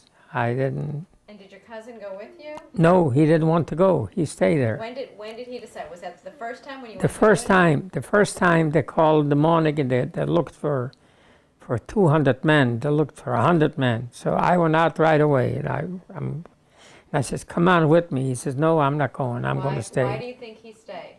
He was tired. He didn't want to go. He didn't care. Did he survive? Yes. Okay. And from staying there, he stayed in Auschwitz? He was the same camps in the beginning. After this, I went my way and he went. I didn't see him anymore. I saw him, I found him, after this I found him, we were in a hospital, Gauting, and I was in the same hospital. Then where I found him. That was after the war. Right. And so you were going from place to place, and where were you at the end of the war? At the end of the war, I was on the Dead March from Dachau. I was in Dachau, was my last camp. How long were you in Dachau? Dachau was maybe a month, 6 weeks. And Block 30. okay. And what kind of work were you doing there? Do you remember? Nothing. In Dachau, we just lay on the bridge all day. They didn't bother us. They didn't do nothing. Absolutely nothing. So you were pretty sick at that point, or weak, sick? Weak, sick. I went into the doctor over there in Dachau. It was a doctor coming in. I went into the doctor and I said, I am sick. He looked at me and says, go, the war will end pretty soon. Get out. If it takes me to the hospital, I'm going to the chamber, the gas chamber. So he says, no, go back. You're too good. Go back. Just lucky. And so the doctor, was the doctor German? It was a German, yeah. Okay. A German officer. And what did you think when he said to you, go back? Did you think?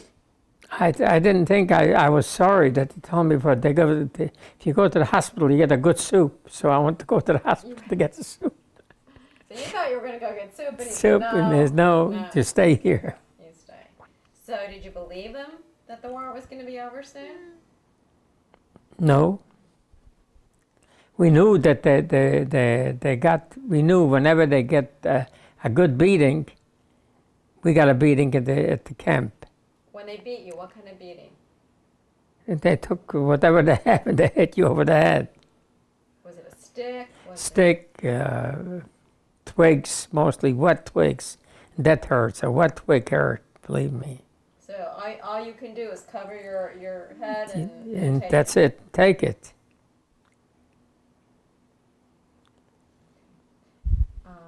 So when did you realize that the war was over?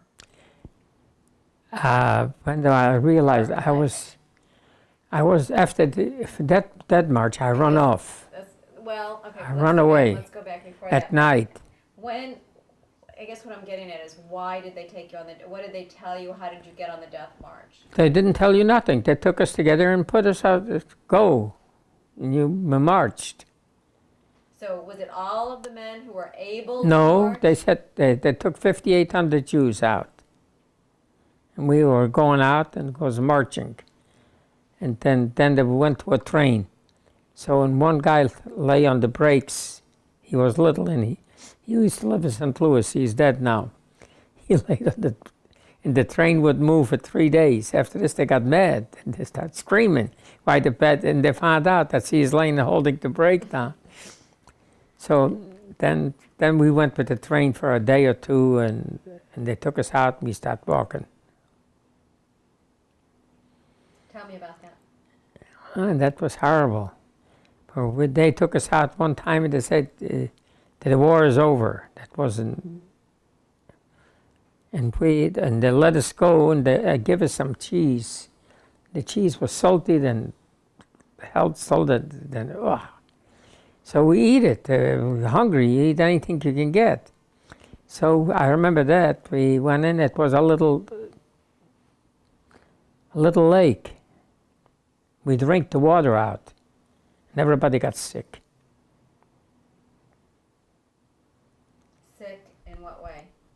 Got the dysentery, typhoid. So and then the war, when the Americans come, So people were lying around in pain and dying, not in pain. They're lying around. Look, if I weigh 66 pounds, how much walking could I do? so they were started out at 5,800. Yes. At this point, how And many at this are point, when you saw in the picture, maybe it was 130, 140, maybe 150 left. The rest of them died on the way. They shot them, and some of them fell, and they just died. left? And how is it that you were still going? How?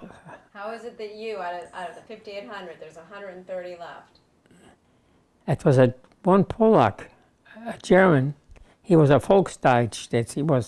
He was from Alexandrov, a little town near Lodz, right near, not too far away from Lodz.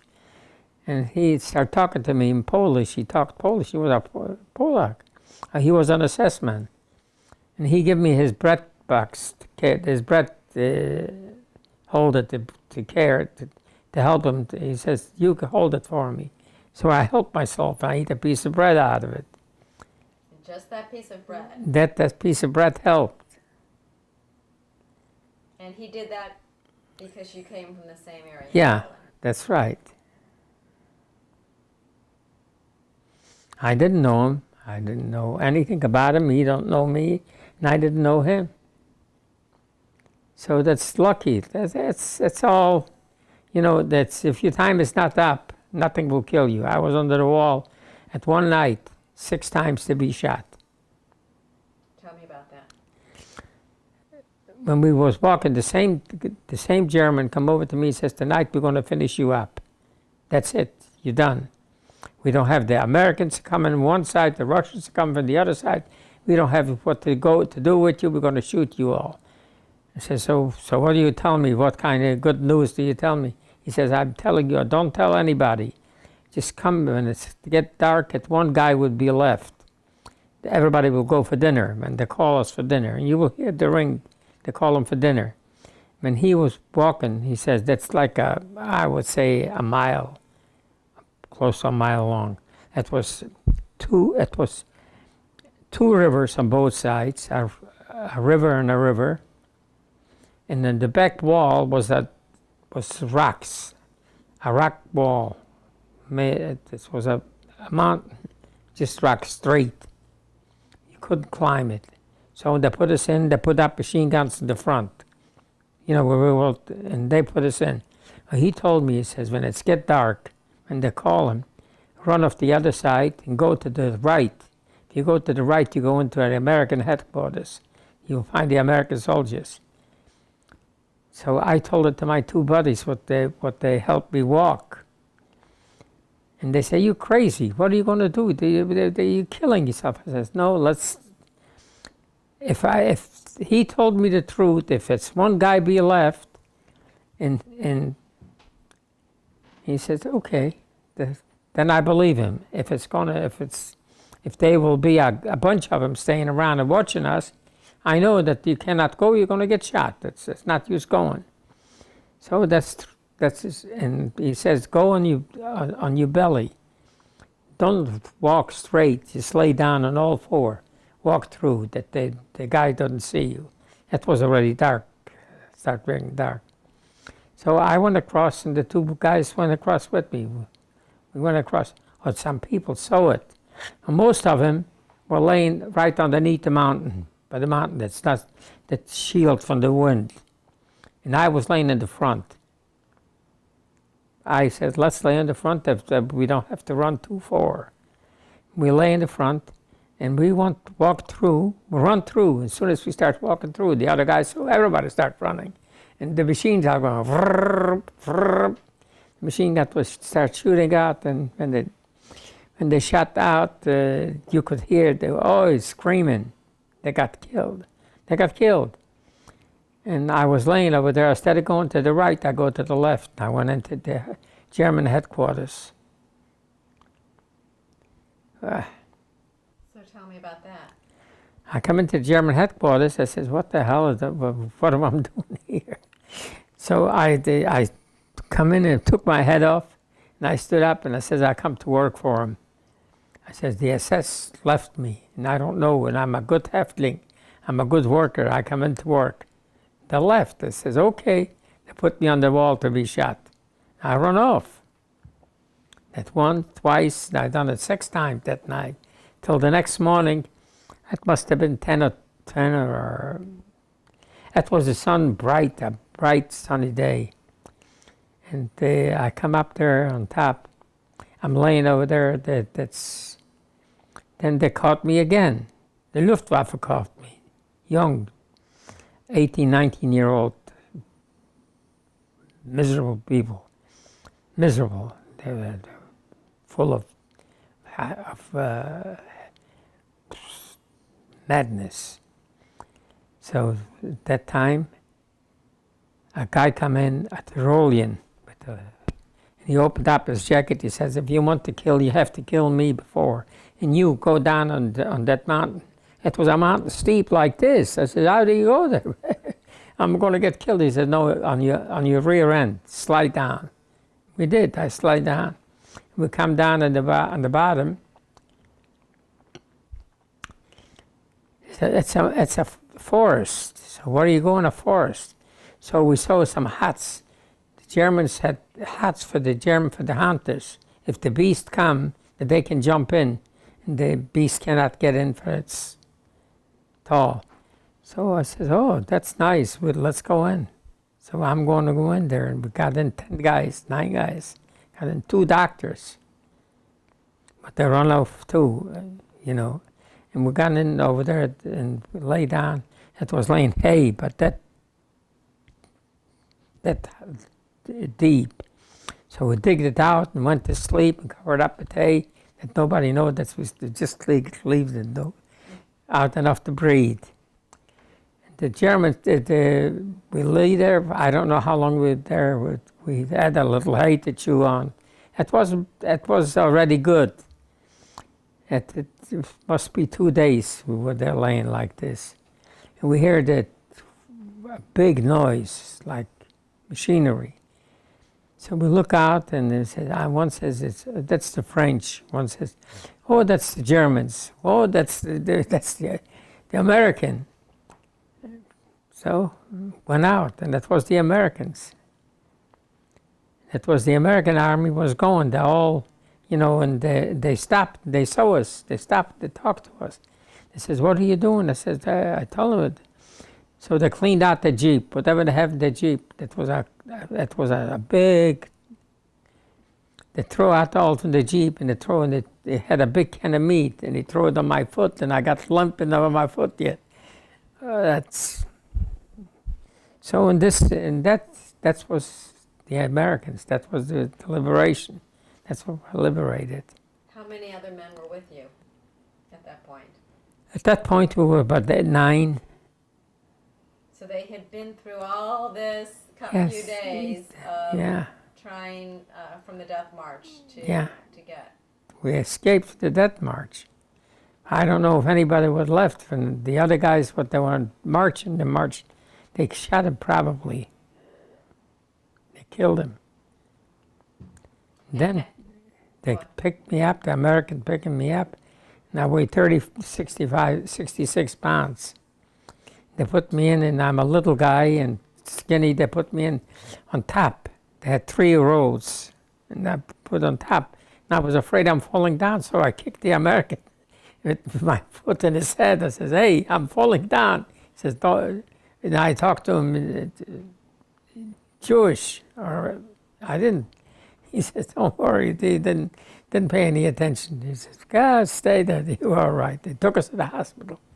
That's it. And I was in the hospital, didn't know nothing.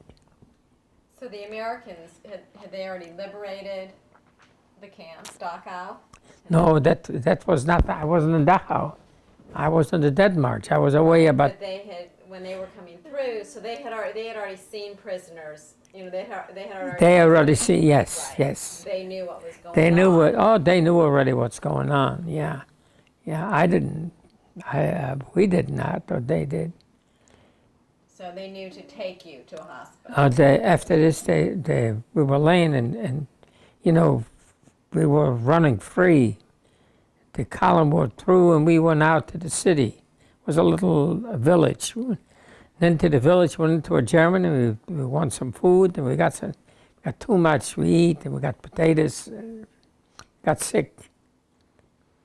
And then I was laying in the street, they picked me up. You got sick from eating, laying on the street. Yeah. Picked you up. American Army, Americans, took me to the hospital.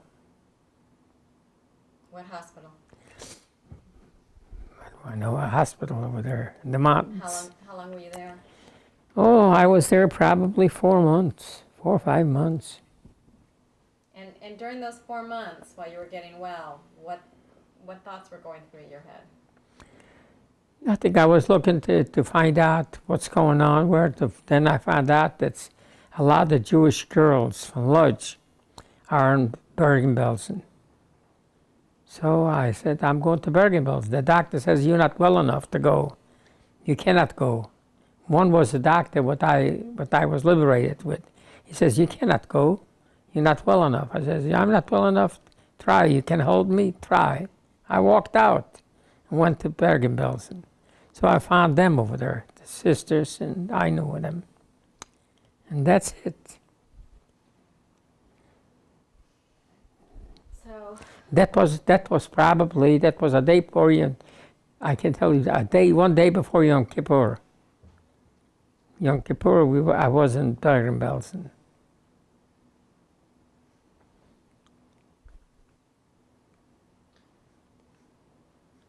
were you able to, when you were in all the different camps, were you aware, like now you knew it was the day before Yom Kippur, when you were in all the camps? The camp they didn't know. When we come out to Bergen-Belsen, we knew, but it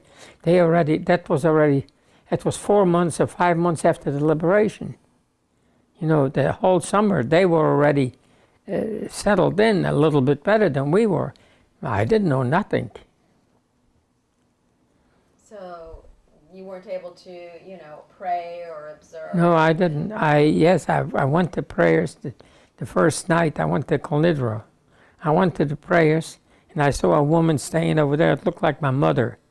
And real, she's on the other room. It was a big room. On the other side of the room, I was pushing and screaming, let me go by, let me go by. I come by. I come close.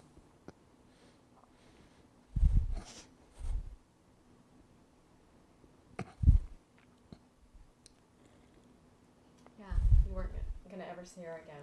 But the hope, you still had the hope that you would. Yeah. That your mother. So how'd you survive, Leo? That's how I survived. Just one day at a time? That's how I survived. I don't know. After this, I went back and I was, the sisters, one of the sisters says that she heard that their brother is alive. I said, ask me, do you know where he is? She said, no, I never heard that he is alive even. So when I went back to Frankfurt over there, to Salzheim, and she come into Salzheim, and she says she knows that he is in Austria. She went there, the oldest sister.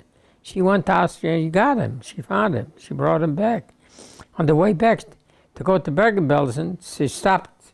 It was a stop at Salzheim. She stopped overnight and we got together. And at Salzheim, what were you doing there? Just nothing. Oh, that the owner feed us, they get us, the food was good. We had a doctor, we had a doctor's offices. And what did you think you would do with your life at this point? Didn't think even. And what about your sisters? My sisters, I never heard from him. So you, I was looking of him. I look for him even today when I go someplace, and somebody says that they're from Warsaw or from, between the newcomers. I go over and ask him, and I found that's why I found some friends in Chicago. Our friends from Chicago. We went over there in Florida. We went up there, and the lady says that she's from Lodge. And I went over and started talking to her. And one of their sisters went to camp together, and she gave her the closure. Actually, she know when she died, when the sister died in camp. So that's how we find out. That we look for each other, and if somebody is alive, they will find him. If they're not alive, it's nothing but to look. so you went with Sarah's sister and brother back to Bergen-Belsen. I didn't go back. No, I stayed in Salzheim. I You stayed. stayed in Saxony. Yeah, they went. They come in They came in. they come in. The brother and the sister come in, and his wife is now his wife. They come in and they stayed in Salzheim a few days. We had enough room over there. Stayed for a few days. Went back to Bergen-Belsen. And so there was this feeling of loss that you shared with one another, coming from the same place. Yeah, same sure. city, and so you were all young. Yeah, all this. Her brother we were in the same year. We were friends together. We were kids together. So. And so what did you decide you wanted to do? What were you going to do? I didn't decide nothing. What did I decide? I didn't have what to decide. I didn't want to go back to Poland. I wanted to go back to Poland, so a friend of mine come back from Poland says, they're looking for you. If you come to Poland, you're not going to live through the night. What did he mean by that? The Polacks living over there where we lived before, they were looking for me. They noticed, they heard that I'm alive. So let him come home. We teach him a lesson. So he says, don't go, stay. They took your home because they didn't want you to come back and claim. That's right. They didn't want to come back. So I never did go back. I didn't go to Poland. I was ready to go to Poland. And if they come in, he says, no, don't go. I said, I'm not going. That's it. So is there something in particular that you really want your children and grandchildren to know? What could I let them know? I don't know. I come to St. Louis. I come without any money, I got a pregnant wife with me. That's all what I know. And I worked 2 jobs. And then I had a restaurant. And then I went into the construction, and I'm still there. And They know it all. It's nothing what I can do. What can I tell them? I just hope they have a better life. When we had a wife and we had some kids, I hope to have a better life for them that we had. That's all. is there any rationale, any explanation in your mind as to why you went through this? Why what? As to why you were put through this? It's just my time wasn't up.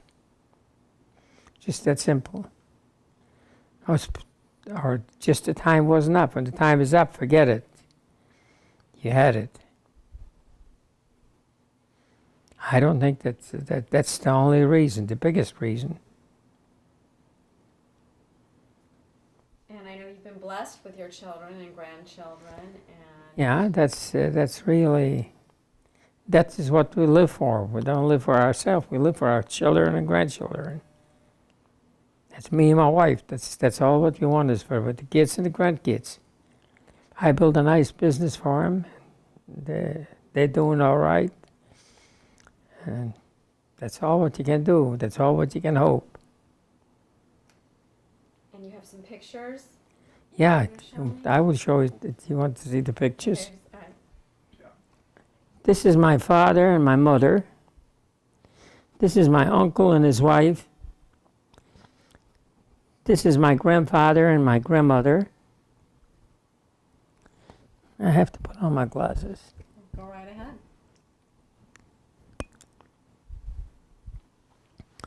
This is my grandfather, this is my grandmother. That's my it's an aunt and an uncle, an aunt and an uncle, an aunt, single woman at that time. That's an aunt and an uncle. That's another single, that's an aunt and an uncle. And how did you get this picture? This picture I got from America. If it not, they had a picture here and they give me the picture. You had, So it had been sent to a relative in America? a relative, yeah. I got that. And how many of those people survived?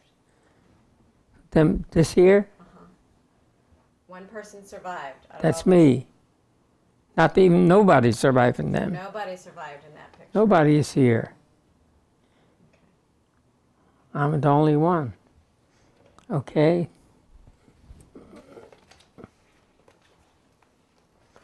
Now, this is my mother and father.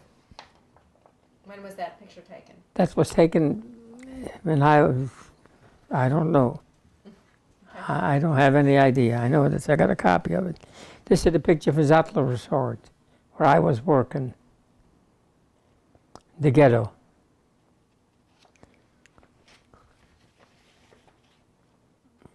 Okay. This is the picture from the Dead March. And this you can see. On this one you can see both. If you see it by side, you can find me easy. Yeah, very easy. You can find me with this one. This is me. How did you find that picture? This picture I found. Me and Bill Kahn, Tommy Green, another few people went to Washington D.C. and they opened up the museum in Washington.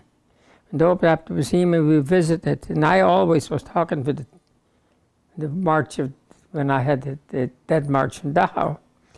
So one of the ladies says she went over and she says, Leo, I think I got your picture. I said, my picture? Where you got my picture? She showed me that, and I got white as a sheet. And Bill Kahn figured that I got a heart attack. He says, sit down, don't move. I said, no, that's nothing. I'm just. So this is one. This is where when I was out, still in the hospital. This is when I was young, and that was Poland. I was young.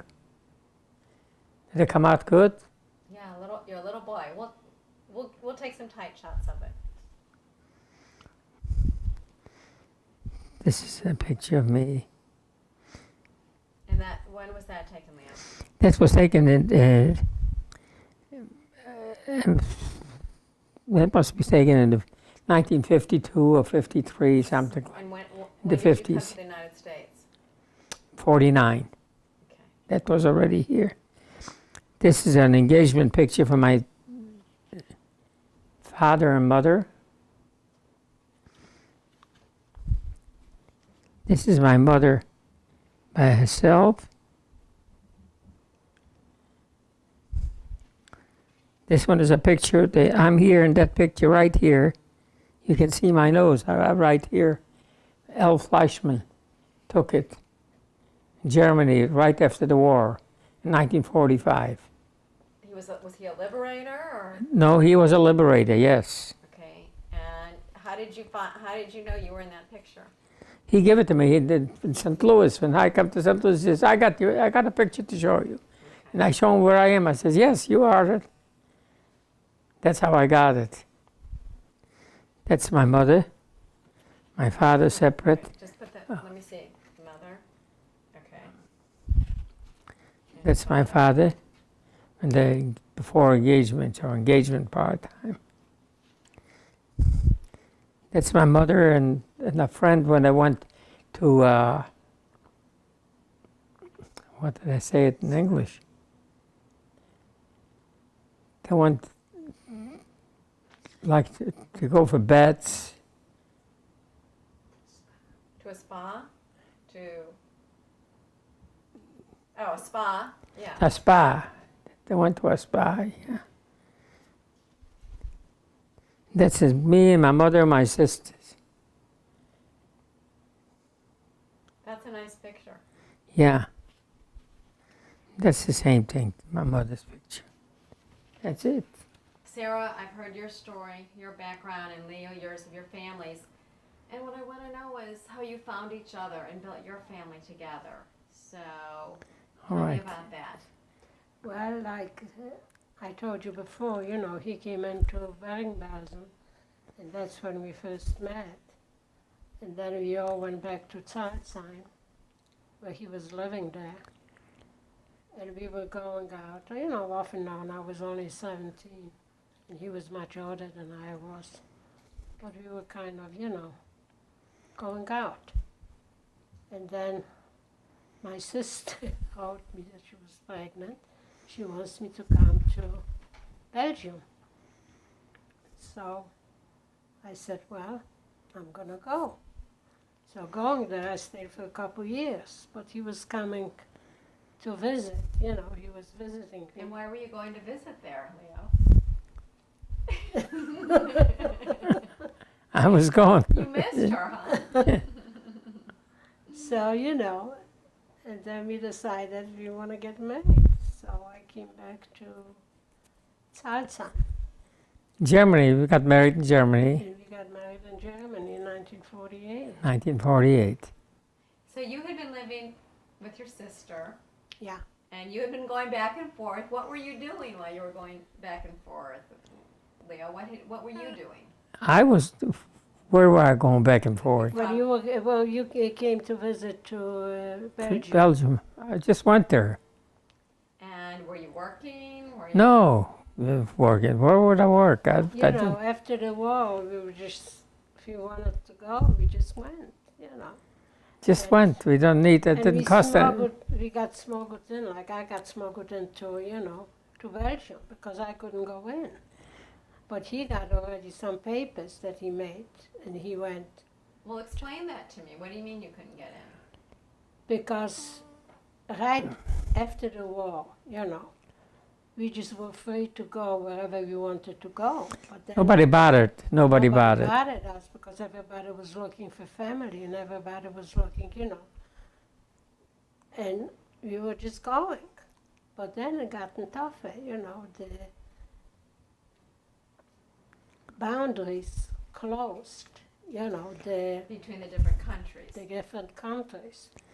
Or I did go through. I know how to go through. I go He through. used to come, you know. How did you know how to go through? What did you do? Ah, you learned. You learned. You know, you get to a point that you learn how to do things, you know. Well, where were you a citizen of now? Were you still Polish? We weren't, well, we really weren't citizens of no place. So, But we knew we were born in Poland, you know, and we were refugees. right, so that's what I'm saying. Now, in actuality, your ID cards, you were refugees. That's Refugees. That's all. exactly what it That's was. exactly what it was. That's exactly what it was. So after he came and we decided, you know, that we want to get married, I left Belgium and came back to Salzheim.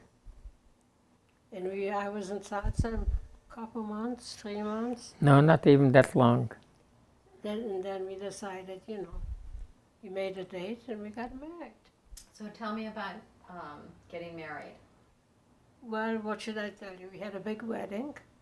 Okay. Who planned My the wedding? sister, well, actually, he did and my older sister. We did it ourselves. And they did it by himself. And we had a big wedding. Did We you have a invited rabbi? a Who married rabbi. you? Mhm. Oh, yeah. Oh, absolutely. Sure. And he was in the displaced persons camp, or the rabbi there? Yeah, he was there. Yeah. Yeah, we had a rabbi and we had a religious wedding, you know. I had to walk 7 times around her. And And so it was everyone from the camp came to the wedding? Everyone, yeah, Everybody was friends. invited, Yeah, everybody's invited. I mean, everybody was a friend to each Friend other. to each you know. other. We, We were you know, we didn't close. have any relatives. That was the relatives. That was all the relatives. So we had it. So is it bittersweet? Was it, I mean, here you are, it's a wedding is a beautiful time in young people's lives, but with such It- loss. But yet, you know, you always thought how it would have been different if our parents would have been there, you know. And my sister from Belgium didn't come in because she had a baby, you know, it was hard for her to leave. But my brother was there, and his wife, and my other sister and her husband. And then we had a lot of friends that came to the wedding. And we had really a big wedding. It was like a Polish wedding, you know. How did you get a wedding dress? Well, there was a store in Hest, wasn't it Hest? Another small town away from Salzheim. Hext. Hext was the name of it. And there were couples that were married before we did, you know. And everybody got a dress there, rented a dress. So that's what I did. I went in and I rented a dress and a veil, and that was it. And I didn't have my own dress. It was a rented dress. And he wore a suit. so you don't have that dress. You never had your Oh, own no, wedding I never dress. had, no. I never had a wedding dress. No. And It was a dress that I imagine a lot of people married in, you know. which makes it special. Yes. How did you have money? We didn't have too much money, but, you know, everybody was doing little things. And we got rations, you know, from the UNRWA, and then we got some money, I think, from them too. Got some money, some We too. used to get Yeah. money from them too, you know. And we saved. I mean, it wasn't elaborate living, but we lived. We lived We good. lived, We yeah. lived So good. it was- you know, after what we went through, that was just like a paradise. And I didn't know how to cook, you know. And we went to my sister's for dinner every night.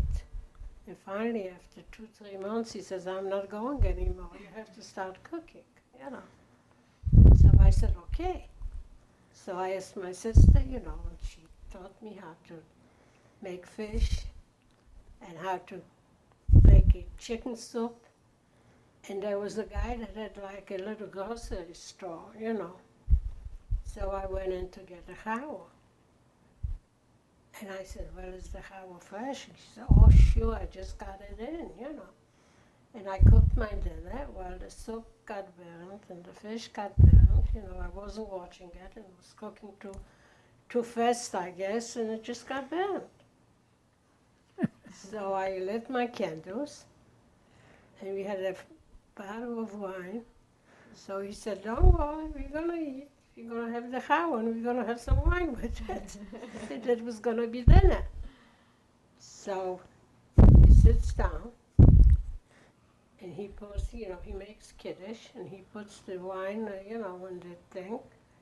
And he takes the challah, and he cuts, and it was just hard as a rock. Couldn't cut it. It was old. I never went back to the store again. I said, you know, he gave me an old challah, but somehow you made it. I think we were drinking the challah with the wine. So that was our first dinner that I made, a Friday night dinner. But then I kind of learned, you know, I learned from my sister. She was a very, very good cook. You're not a bad cook either. She's a Now, good cook. Right now, I'm doing okay. I'm not doing anything fancy, but whatever I have to cook. So what was your first home? You had an apartment, you had a room, what did you have? Well, there? we had one room. One That room. was in Salzheim. Yeah, we had one room. That was We didn't nice. have any apartments. And how long were you there? Well, Until we you- got married in September, and then we registered to come to the States. In January, February, January. We registered. And is that what you both decided? Did you decide that's what you wanted to do? Had you talked about it? Yeah, we talked about it, and we decided. I met an American over there, a captain, Yeah. Maury Feingold. And he said that his father died and his mother needs some help. And he's going to get me some papers to go to America. Now go to his mother's, and when he gets back, we'll see what we'll do. He says, fine, that's good. Sounds good to me. So he put me in 2 weeks they called me to go to America. 2 or 3 weeks, that fast. Wow. And how long had you been married at this point? We got But married in September. September, and that this was February. February. But we didn't get out until August. What, You know. what took so long? Just the Well, I paperwork? guess we were waiting, and they were, It takes time till they check you out They and all check of you that out. and this, and I till the never papers forget, go they through. came in to talk to us, Who The was it? SID, And they, Secret Service coming to talk if I'm not a communist and stuff like this. So they asked us different questions. different questions When we and were born, where we were born, and everything. And then it took us a while until we came to the States. it took It it didn't come until August. till August. It took time, And actually, we left in July. We were a month on the Bremenhaven. Bremenhaven. That's a ship. It's Well, waiting for a you boat. see, I never told him that I was pregnant. And when we were to the doctors, they noticed, that I was pregnant. So We're we were supposed to. supposed to go to New Orleans by ship. And the ship wasn't leaving until like 6 weeks later. There were a lot of people that we met that came to St. Louis, at the same time. But they didn't want to wait with me for 6 weeks because they thought, I couldn't go by ship later on. They would have to fly me out. So what they did, they sent me to New York. So I left like 9 days We left right away. right away, to New York. And then from New York, we came to St. Louis. And it was so hot. Tell me about getting on the ship to New York. Well, we came into Bremenhaven. And we got in, there was like a center there that everybody was staying. And you meet people and you talk to people, and everything. And you go through a doctor. But before you come in. And because I didn't tell them I was pregnant, So they kind of saw that I was pregnant, that they talked to me and they asked me, and I told them, everything. So instead of going to New Orleans, we went into The next New York. day, New York. And then, It's all right.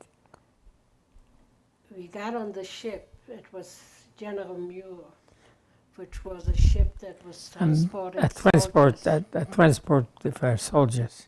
soldiers, We didn't have any cabins or anything.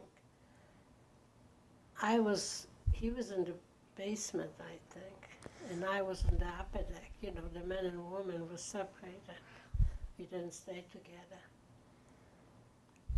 And I was so sick. We had a storm one day. I had one lady that she was taking care of me, She was kind of putting coat packs on my hat, and he was coming to visit me. I thought, I'm not going to see the States. Oh, I was very, very, very sick. So you make it through. We made it through. And We're here. You got up in New York. Tell me about getting up in New York. Well, go ahead. We got up in New York, I come to New York, and I could have stayed in New York. Or then, they wouldn't make any big deal. If you want to stay in New York, you can stay. So we went out the one morning. You were walking. It was hot. We walked and was sitting, an old man was sitting, and he had a hernia big, a mile long. And he says, where are you going? And he Well, recognized us. He recognized that you just got off the boat. I said, yes. I says, do you have a trade? You're a tailor? I says, no, I'm not. He says, so what are you going to do? I said, I don't know what I'm going to do. What do I know?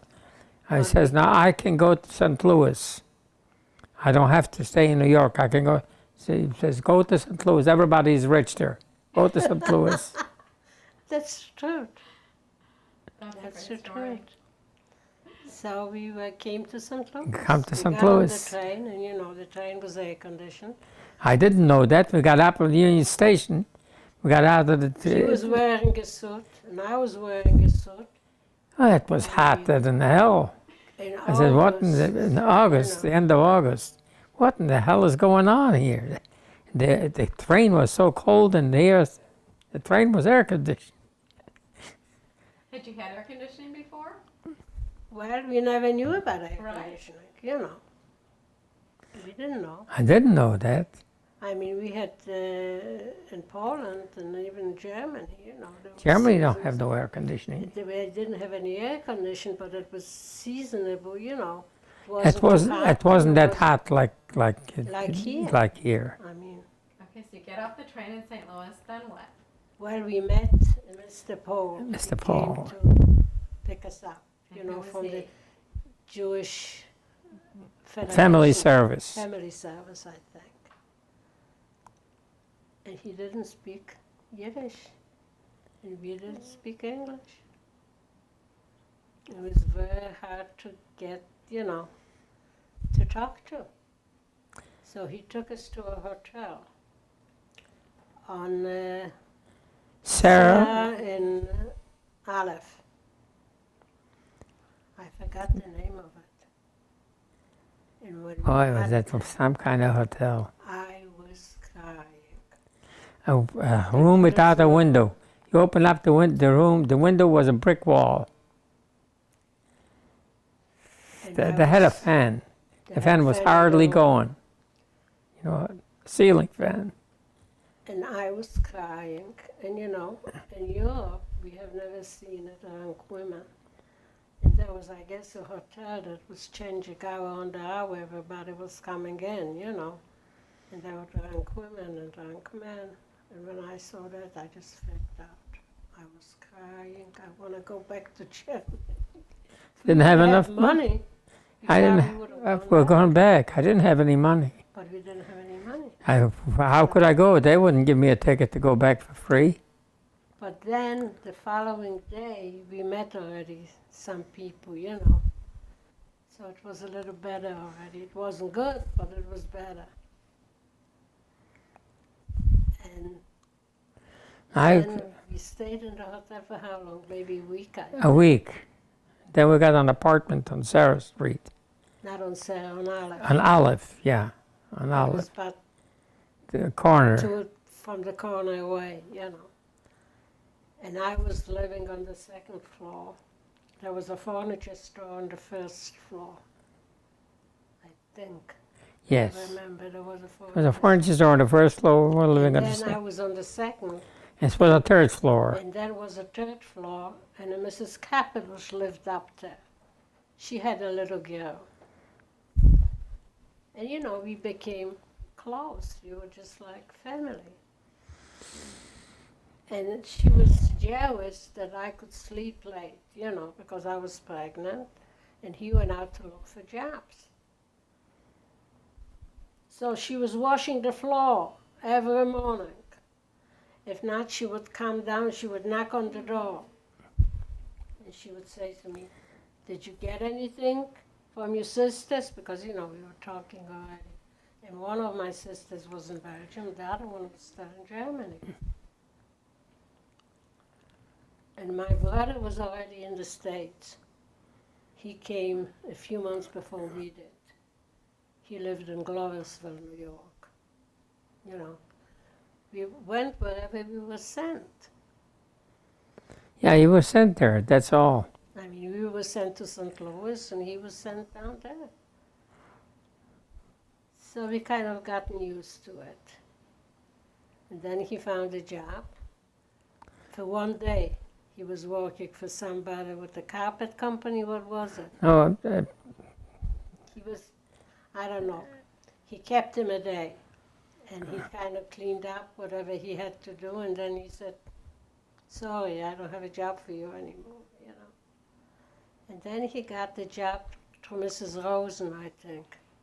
yeah, and No, then he got the job in the Jewish Orthodox. no, First, Mrs. Rosen first.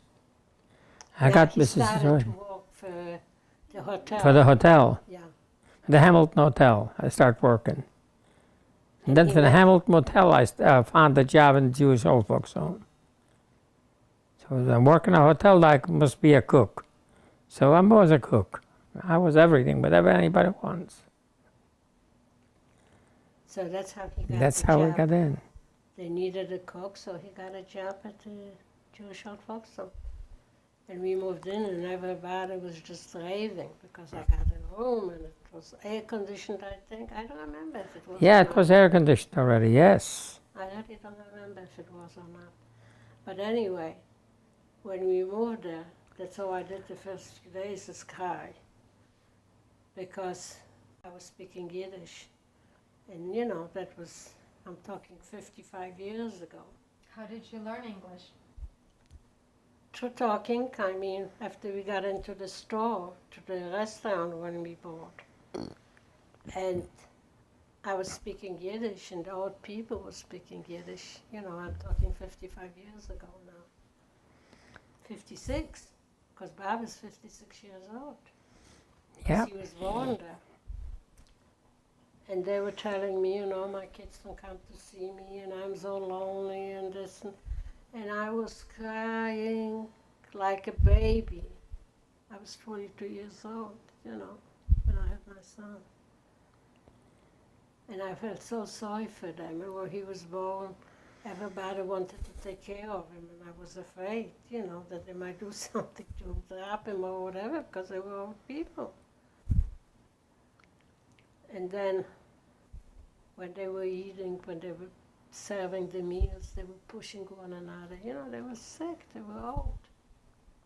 But one guy was Muchnik, that he came to visit his father every day. He was a man, he had a very long beard. And he spoke Yiddish. He was the only guy that comes every day to his father. To see him. Never missed a day. And the other people used to come once a week. maybe Mr. once in Muchik, 2 you know who he weeks. was? He was a wrestling promoter. He was a wrestling promoter. And he used to give him tickets to go to see the The wrestling. So how long did you work there? And the, Not too long. Old folks Bob home. was born, got there, we moved in. I started over end there. of I moved over there, I think, in September or October. September. or September or October, something like this. And Bob was born in February, and in And we left, I think, in June June or July. June 1st. And June. we saved up, you know, $1,000. And like the lady that used to clean the chickens, you know, that he used to help quite a bit. I think I told you about that already, didn't I? That's okay, it's not on tape, so that's okay. So you bought your own restaurant. We bought a restaurant, and when he promised us when the baby is going to be born, you know, he's going to get a raise, he's going to get an extra room for the baby, and nothing happened. I got a good raise. She got privileges, dining room privileges. She was they gonna feed her.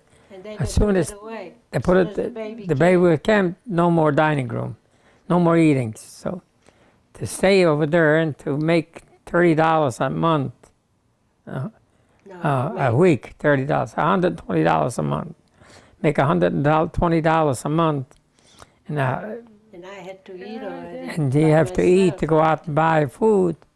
I says It's not, it was you know, you cannot live on that. so And he I, was smoking at that time. And the baby needed, you know, different things. Diapers Diaper and- service when we were living there, you know, and everything. And I just couldn't do it. So he decided he wanted to leave, and that's when we got in the restaurant business. I didn't get along too well either. And the 'Cause minute they took even his it- privileges away. they took the privileges away. I had a woman to peel the potatoes. They took it away. You have to peel your own potatoes. You have to do this. You know. I said, I have nothing. So This come He in, was fighting constantly downstairs. fighting with him. This come in, bingo, I'm going. That's it. He says, I give you back your deposit. I says, I don't want your money. I give a deposit, and he says, I give you the money back. I said, no. I bought it already. It's too late. And how did it go, running your own restaurant? It was very hard. We didn't know the language, you know. It was We hard in the trusted beginning. the lady that sold us the restaurant. And She had the keys. she cleaned out And everything. she cleaned out dishes and, you know, and forks and knives and stuff like. I mean, we thought she was so sweet and so nice. And I was young, and he wasn't old either. I mean, he was only, 27 years old when our first son was born. No, he was 29 and I was 22. We got married when he was 27 and I was 20. But you made it work. You made the restaurant work. Oh, yeah. Oh, How yeah. long did you have the restaurant? 5 years. No, 6 years. 6 years. And then what did you do? I went in the construction business. I went to work for somebody else. I didn't last too long. I lasted about, what? Few months. About a year. Maybe a year. And he was saving the money. Saving the money. I made good money. Because what happened was he opened another restaurant. And I told him, I said, Leo, I'm pregnant. I was pregnant with Harvey that time. I said, I won't be able to help you. He says, oh, no, we're going to make it. But we didn't make it. So he owed a lot of money. So I paid off all of it. I don't know nobody. People were talking to him and they said, you know what, go bankrupt. And he says, oh no, I'm not going to do that. So what he did, he went to work and then She stayed in the restaurant and I went to work. I stayed a couple years by myself. He used to go in the morning and open up. I opened up at 5 o'clock in the morning, and at 8 I went to work. And I came in at 8 o'clock. She come in at 8. And we were doing that for 2 years. Till I pay off my debts. He paid off his debts, and we never went bankrupt. Otherwise, he couldn't do what he was doing, So and then you opened your own construction? Yeah. Okay. I worked for somebody else. I worked about a year. Maybe not quite a year. They took advantage, like anybody else. So I took advantage. So I said, no, I'm going to go by myself. And I went by myself. And what year was that? 1956. 55, I started working for the construction company. In 56, I went to work for myself. I had a partner. I took a partner. He knew how to write English and speak. Oh, my phone. Wait. We're almost done. That's it. Close it up. Okay, couple more questions. So, you've got your own business. You now have 2 sons. Tell me just about your sons. And after we saw the restaurant, After I was doing pretty good, so we sold the restaurant. She was crying like a baby. She didn't want to sell it. I said, sell it, forget it. You stay I home. didn't know, if he's going to be able to make You money. stay home. So I said, I'm going to stay. And he said, I think we should sell it now. So we sold it after 2 years. And the maid we bought a house in 56. Yeah. Bought a house too. I made enough money for a down payment to buy a house. So the maid that I had that stayed in the apartment with the kids, Harvey was born 1955. Harvey was born in March, and I went out to work at the construction in May 1. Yeah, when I came back to work. She come back to work in May 1, I went out to construction. And I'm there till today. I don't know any place else where to The go. maid moved in with us into the house. And I wouldn't let her go, It was really not enough room for everybody. It was only a 3-bedroom house. But she stayed in the basement. We fixed the basement up, and she stayed downstairs. And we had a bedroom downstairs. And she stayed with us for not quite a year, and she got married. Yeah. And what was it like growing up for the boys, growing up? Well, it was hard, because he was working like 14, 15, 16 hours a day. Especially when he was building the homes, I was working till 10, 11 o'clock at night, every night. every night because people were buying the homes. And then Then the they need to evening they pick used the to- colors. they pick colors, The paints, paints and the floors, the tiles, tile. whatever. And what did you tell the boys about your Well, I family? just told him that he's working. No, I mean, what did you tell them about the Holocaust? Oh, nothing. Nothing. At the beginning, they didn't know, I think. He started to work right away. He was more open about it. But the kids did not know until they got older. And why, If why, they used why to- didn't you want them They used to ask, how come I don't have a grandpa or a grandma? And I just told them, well, they just died. We did not tell them about the whole until later on. Yeah, we didn't tell them Why, anything. why, Because, the children always ask questions. Why and what? did you think it was too painful? And for I them to told hear? them Yes, it it's was too early. painful, It was yes. painful for us. And it would be painful for the kids to really understand when they were very young what was going on. And we didn't After a want- while, I talked to him and I told him. In the beginning it was.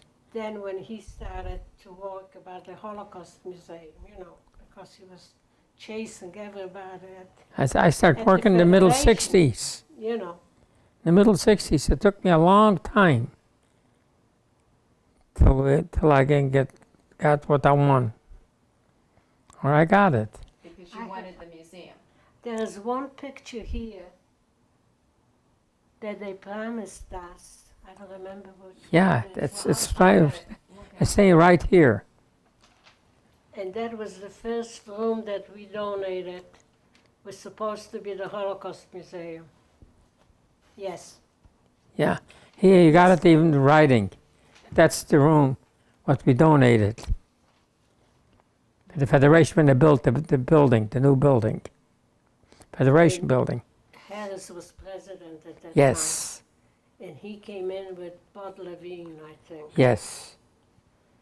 And they said that we're thinking of making a museum. If we would be interested.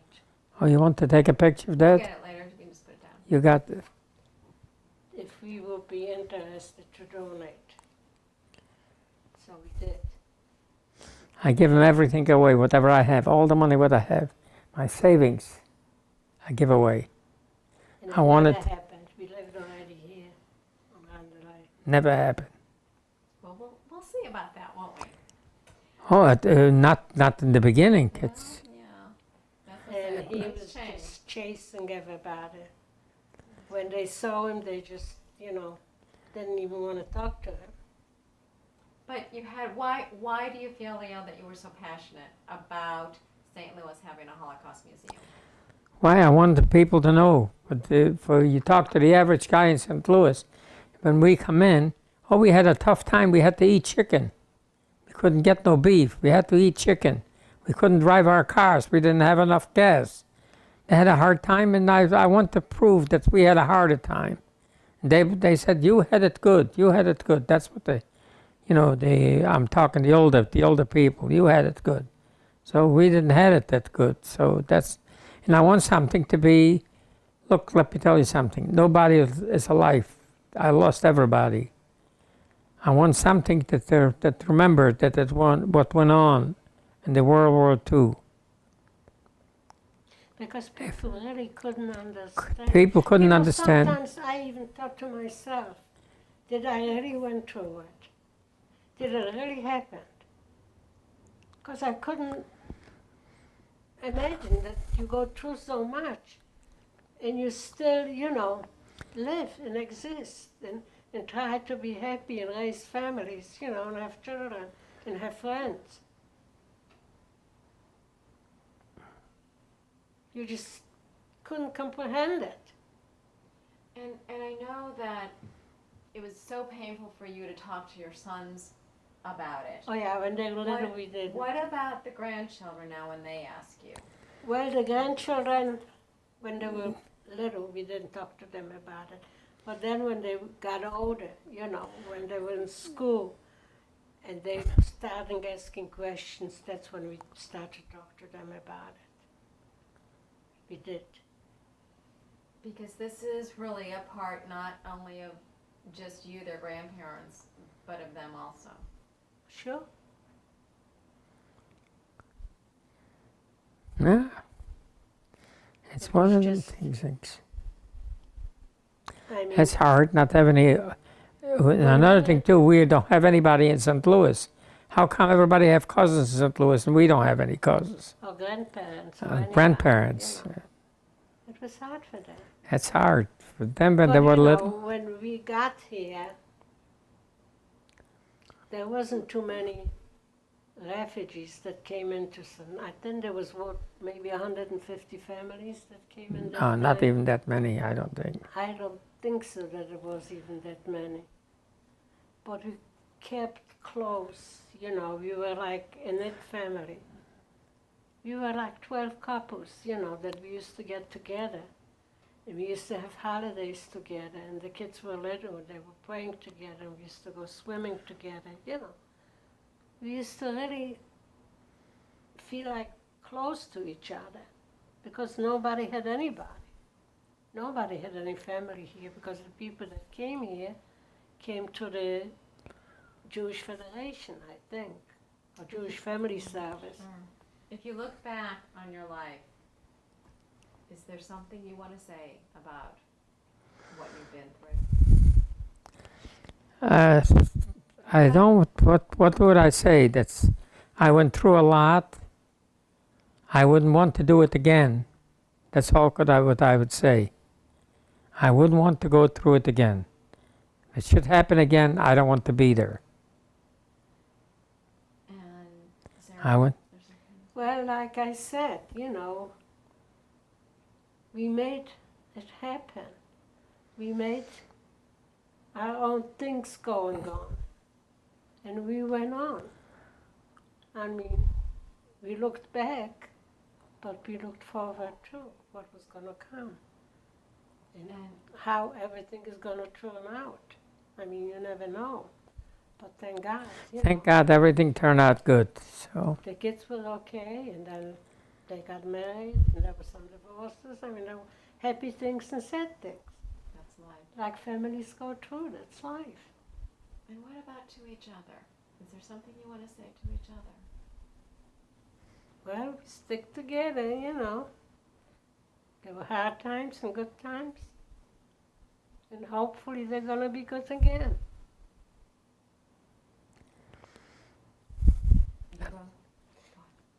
nothing wrong right now. Everything is pretty good. Don't complain. I don't have no complaints. I just hope he would feel a little bit better, you know. Okay.